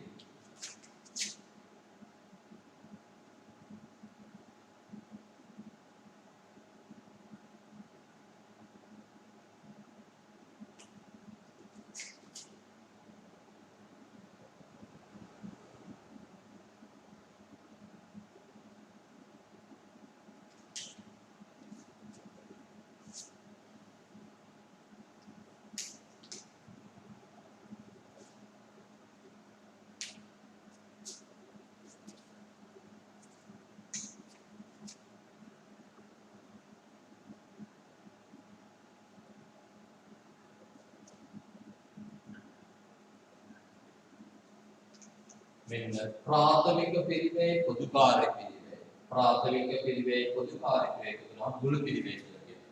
මෙන්න අපිට දුන්න ඍජු පිළිවෙල මේ තිබුණේ අපිට වක්‍රාකාරයේ එකතු වෙච්ච ඒවා මේ දෙකේ එකතු කරාම අපිට එනවා මුළු පිළිවෙල. ඒක ප්‍රාථමික පිරිවැයට පොදුකාර්ය පිරිවැය එකතු වෙනවා. මේ දෙක කියනවා මුළු පිරිවැය කියලා. ප්‍රාථමික පිරිවැයට පොදුකාර්ය පිරිවැය එකතු වෙනවා කියනවා මුළු පිරිවැය කියලා. මුළු පිරිවැය. එකක් තියාගන්න බලන්න.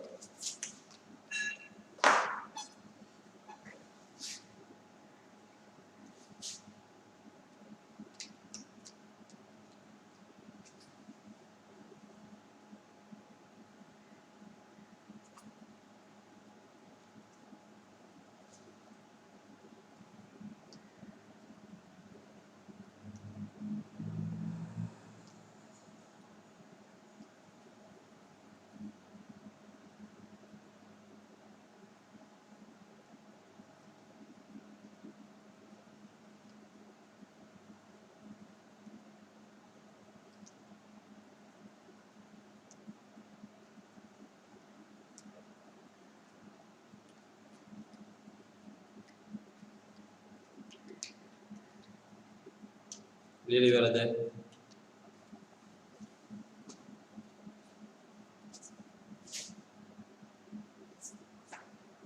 Kayak kalian kalau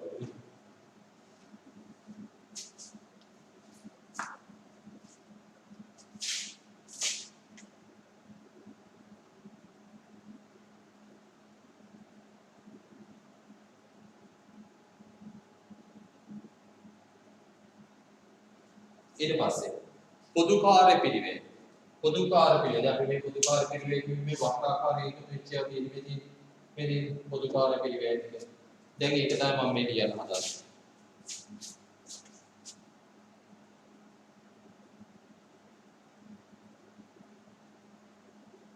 නිෂ්පාදන පොදුකාර්ය පිළිවෙල තියෙනවා.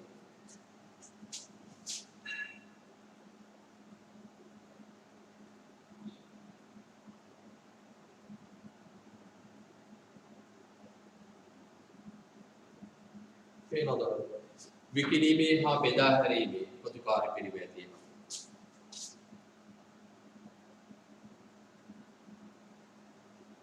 පරිපාලන පොදුකාර්ය පිළිවෙල තියෙනවා.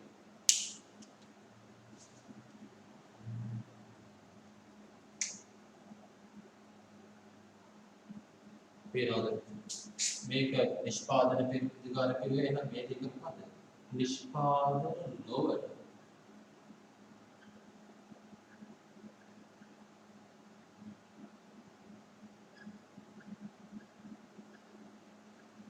මේක නිෂ්පාදන පොදුකාර්ය පිළිවෙල මේ දෙක නිෂ්පාදනය අයිති නොවනේ විකිණීමේ හා බෙදා හැරීමේ පරිපාලනය. ඒකද අපි කියනවා නිෂ්පාදන නොවන පොදුකාර්ය පිළිවෙල. නිෂ්පාදන නොවන පොදුකාර්ය පිළිවෙල මොනවාද කියන්නේ? විකිණීමේ හා බෙදා හැරීමේ පිළිවෙල පරිපාලන පිළිවෙල. ඔක ලියා ගන්න බලන්න.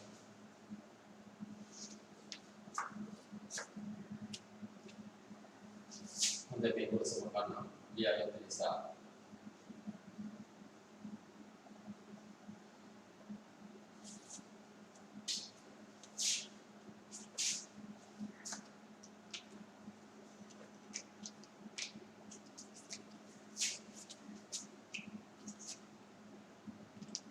විනාඩි දෙකක් දෙන්නම් ලියාගෙන කියවන්න බලන්න.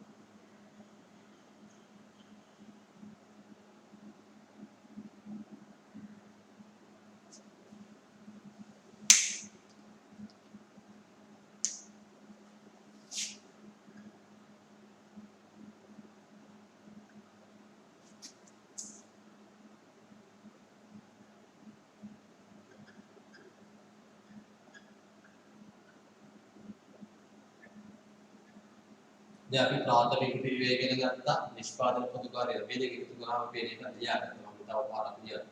එකක් ලියාගන්න. ප්‍රාථමික පිළිවෙලට නිෂ්පාදන පිළිපොදු කාර්යයේ එකතු වෙනවා අපි කියනවා නිෂ්පාදනය නැත්නම් පම්මර පිළිවෙල කියලා. හරි. ඊට පස්සේ අපි මාතෘකාව ලියමු. පිළිවෙල වර්ගීකරණය. පිළිවෙල වර්ගීකරණය.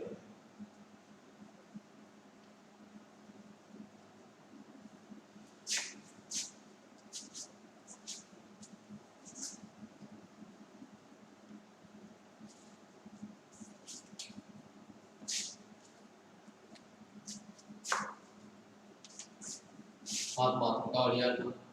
පිළිවෙල වර්ගීකරණය.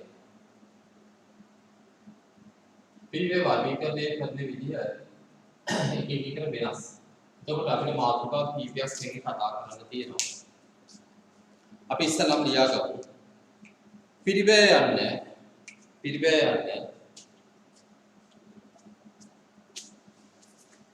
විවිධ පදනම් යටතේ වර්ගීකරණය කළ හැකිය.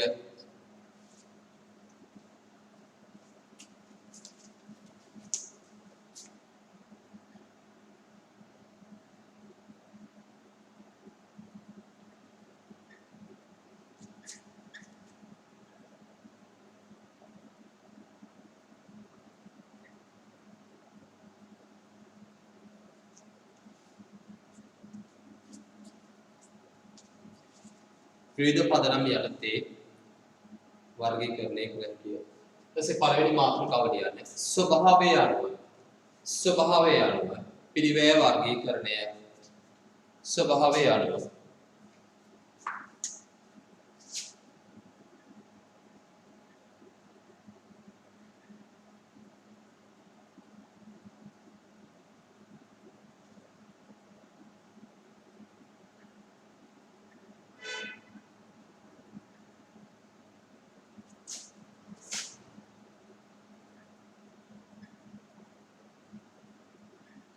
ස්වභාවය අනුව පිළිවෙල වර්ගීකරණය.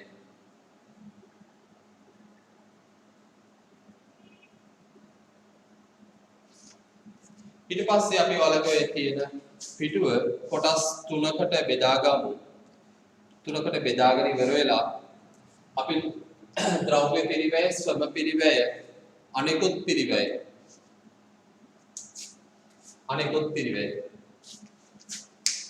අපි එන ලියන මුල් මේක ද්‍රව්‍ය පිළිවෙල මෙටීරියල් cost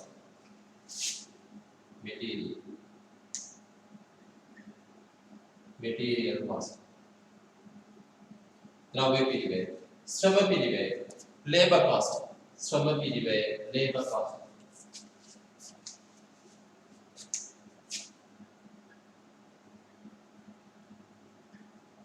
අනෙකුත් වියදම්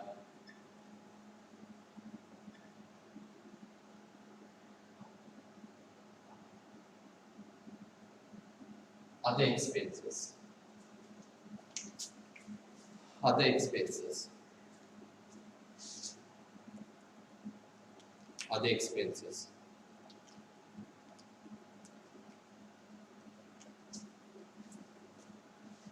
දැන් අපිට හරි ලේසි මේක කතා කරන්න. දැන් අපි මේ ඉගෙනගත්ත දේවල් එක්ක පිටුපොඩි නෝට් එකක් ලියාගත්තට පස්සේ ඇති දෙයක් නැති වෙනවා. ද්‍රව්‍ය පිළිවෙල. ඒක යටතේ ලියා ගන්න. ද්‍රව්‍ය ලබා ගැනීමේ සහ තබා ගැනීමේ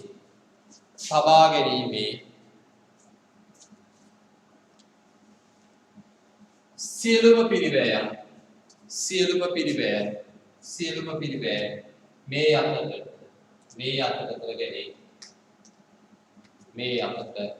ගැනීම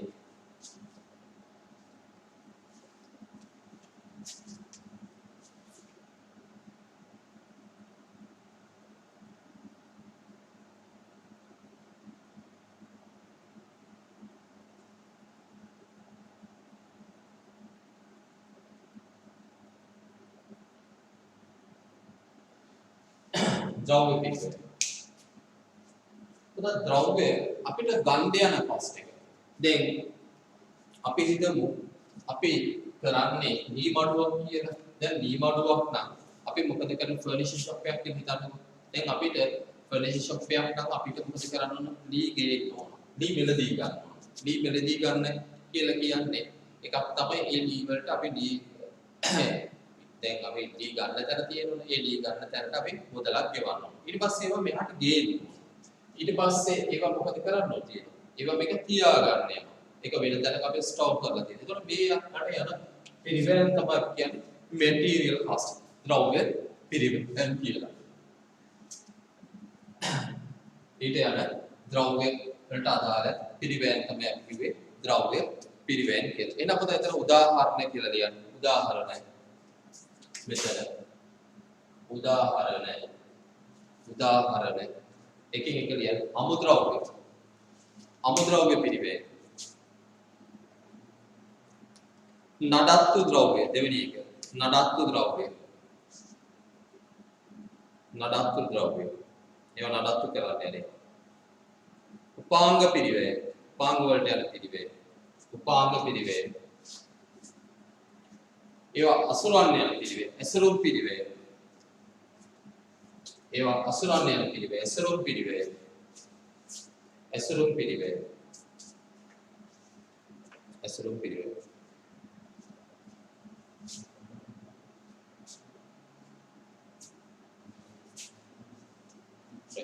ඊට පස්සේ දෙවෙනි එක ශ්‍රම පිරිවෙන්. ශ්‍රම පිරිවෙන් කියන තැනට එන්න. භාණ්ඩයක් නිෂ්පාදනයේදී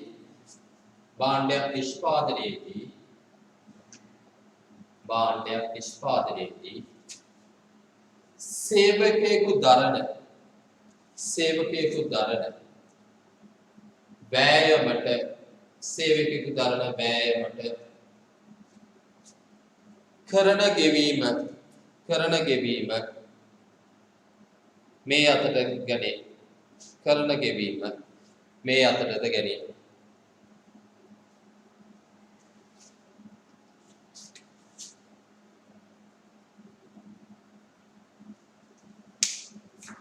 උදාහරණ වැටු වේතන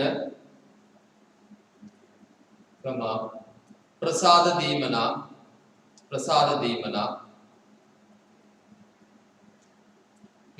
අතිකාල දීමනා අතිකාල දීමනා.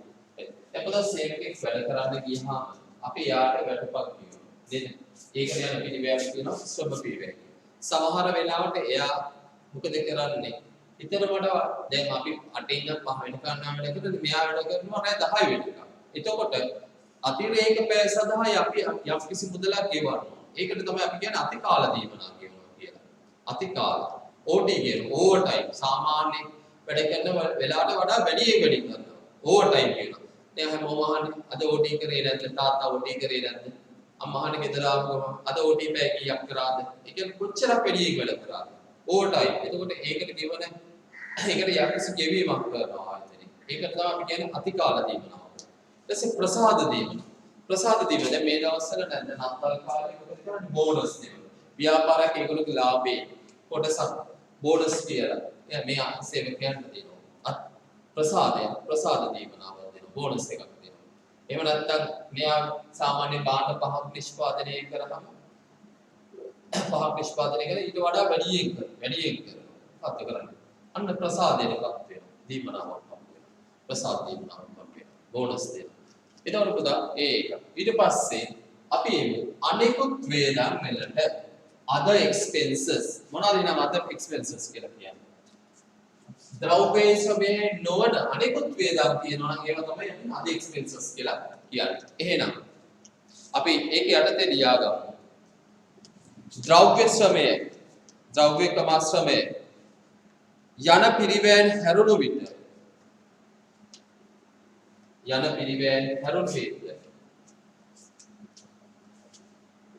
දැරීමට සිදුවන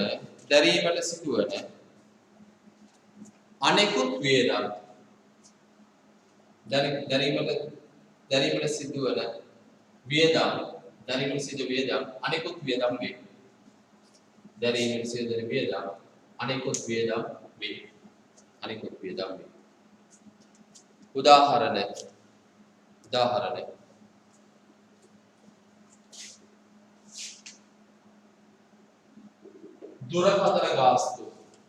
දුරකථන ගාස්තු කමා ජල විදුලි බිල්පත් දුරකථන ගාස්තු ජල විදුලි බිල්පත් වරිපණම්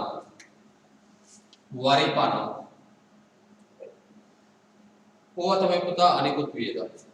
ඒ කියන්නේ මේවා හැරුණා ද්‍රව්‍ය සමය හැරුණාට පස්සේ ඔන්න අපේ ව්‍යාපාරය දුරකථන.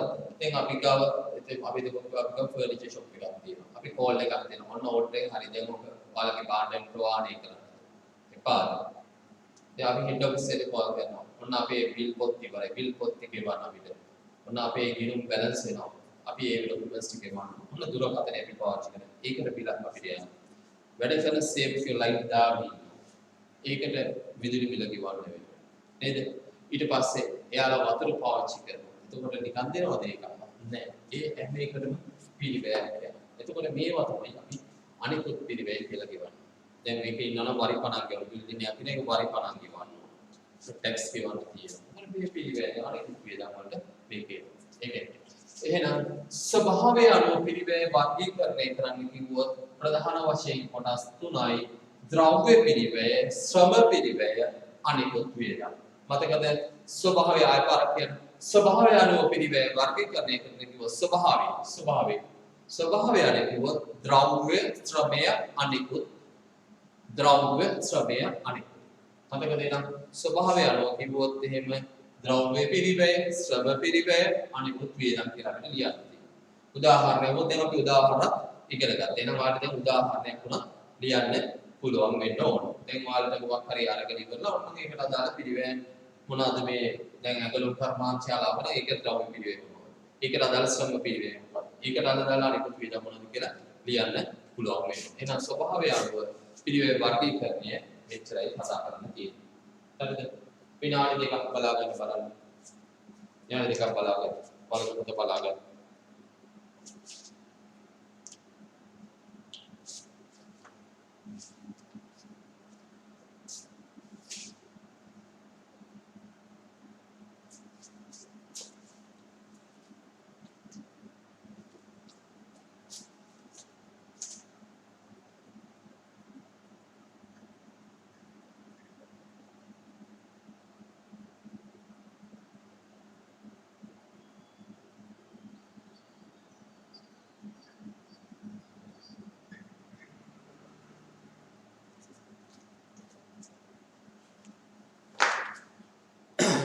එහෙනම් බලාගන්න.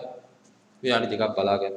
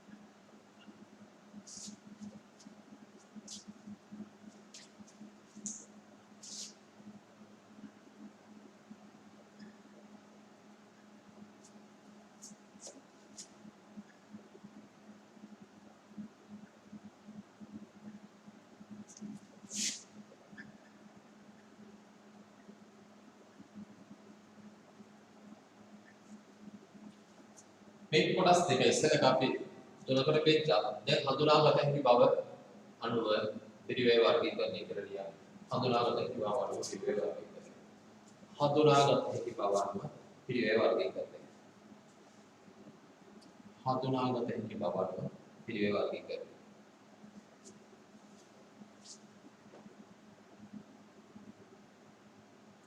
මේක උදාවලට AT විභාගයේදී මේක ඉගෙන ගන්නවා. මේක උසස් පෙළ විභාගයේදී ඔයාලා ඉගෙන ගන්නවා.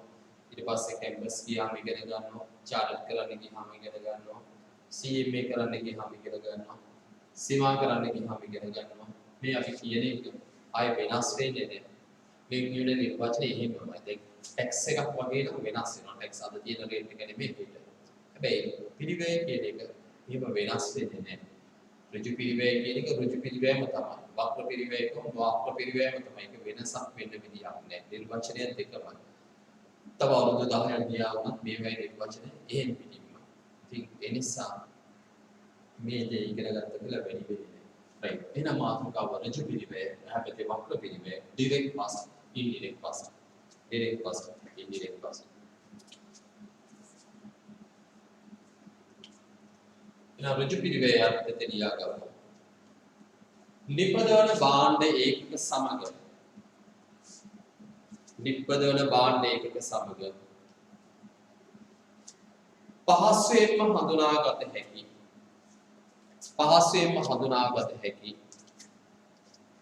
පහසුවෙන්ම හඳුනාගත හැකි පිරිවැය ඍජු පිරිවැය වේ. පිරිවැය ඍජු පිරිවැය වේ.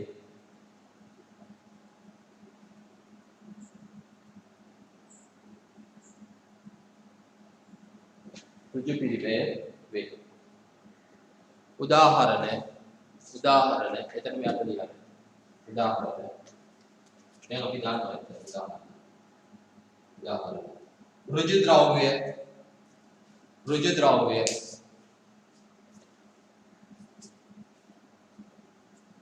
දෙවෙනි කියනවා කියන බලන්න මම කියන්නේ ඉස්සර ඍජු ශ්‍රවය ඍජු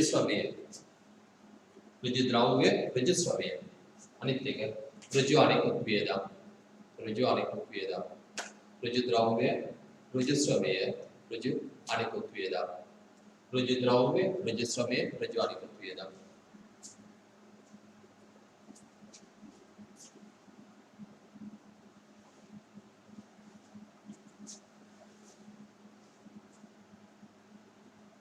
ඊට පස්සේ ඊළඟ එක පිරිවැය ඒකකයන් සමග පහසුවෙන් හඳුනාගත නොහැකි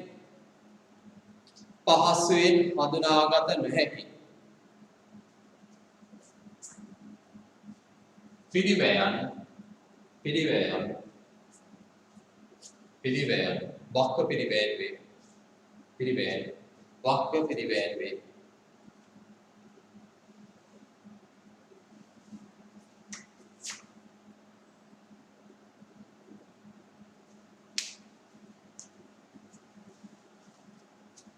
වක්‍ර ද්‍රව්‍ය උදාහරණ වක්‍ර ද්‍රව්‍ය වක්‍ර ශ්‍රවය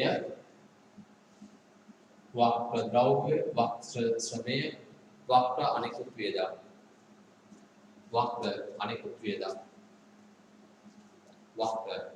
අනිකුත් වේදම් වක්‍ර ද්‍රව්‍ය වක්‍ර ශ්‍රවය වක්‍ර අනිකුත් වේදම්. හරිද? මේ අපි කතා කරේ හඳුනාගත හැකි බව අනුව පිරිවි වර්ගීකරණය. එහෙනම් මේ කොටස් දෙකයි මොකක්ද එන ඍජු පිරිවැය direct cost අනිත් එක වක්‍ර පිරිවැය indirect cost. ඍජුවේම අපිට මොන හරි පිරිවැයක් අඳුර ගන්න පුළුවන් නම් අපි ඒකට කියනවා ඍජු පිරිවැයක් කියලා. වක්‍රාකාරයෙන් නම් මේ පිරිවැය තියෙන්නේ අපි ඒකට කියනවා වක්‍ර පිරිවැය කියලා. හරිද? දැන් උදාහරණයක් නෑ මම කියන්නම්. දැන් අපිට ඔන්න අපි හදමු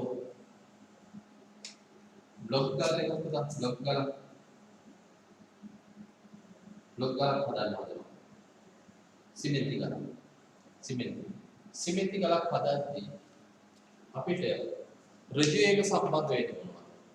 ඍජු එක සම්බන්ධ වෙනවා. මේකට මෙටීරියල් මොනවද ඍජු එක සම්බන්ධ? මේකට ඕන වෙනවා සිමෙන්ති කුඩුව ඕන වෙනවා. ඊට පස්සේ මේකට වැඩ කරන්න සේවකයෝ නිකන් මේවා කරන්න බෑ. වැඩ කරන සේවකයෝ ඕන වෙනවා. ඒක ඍජු එක සම්බන්ධ වෙනවා. කියන්නේ බ්ලොක් කරලා දැන් ගෙනල්ලා ඉවරලා ඒක බ්ලොක් කරලා කෙලින්ම කපන්න සේවකයෝ ඕන වෙනවා. ඒ මැෂින් එකකට දාන ඒ ඍජු වීම සම්බන්ධ වෙන පිළිවෙල. එතකොට ඒකට වක්‍රාකාරයෙන් සම්බන්ධ වෙන්නේ නැද්ද? වක්‍රාකාරයෙන් සම්බන්ධ වෙන දේවල් තියෙනවා. දැන් අපි මේක කිව්වේ නැතුනොත් වතුර අපිට මේකට ඕන වෙන්නේ. ඒක ඉන්ඩිරෙක්ට් මෙටීරියල් එකක් කියලා කියනවා. හරිද? සමහරට ඒක ඍජු පිළිවෙලක් වෙන්නත් පුළුවන්. මොකද ඍජුවේම ඒක දැක්කේ නැත්නම් අපිට ඒක කරන්න බැරි වෙනවා. එහෙම නැතුව තවත් මොන හරි අපිට මේක වක්‍රාකාරයෙන් මේක සමහර කට්ටිය මික්ස් කරනවා. වක්‍ර පිළිවෙල. මේකේ ගාන අඩු කරගන්න සිමෙන්ති අඩු කරලා හරි. අන්න වෙන වෙන දේවල් මේක මික්ස් කරනවා මේක. එතකොට ඒව වක්‍ර පිළිවෙල මොනවද කියලා අඳුරගන්න. වක්‍රාකාරයෙන් මේකට ශ්‍රමය සම්බන්ධ වෙනවා. වක්‍රාකාර වෙනෙක් වේදන්. මෙන්න මේක තමයි අපි ඉන්ඩිරෙක්ට් වක්ස් කියලා කියන්නේ. එතකොට සමහර ආයතනයක සමහර දේවල් ඍජු පිළිවෙලක් වුණාට සමහර භාණ්ඩ නිෂ්පාදනයේ ගියහම අනිත් ඒවා ඒක වක්‍ර පිළිවෙලක් වෙන්නත් පුළුවන්.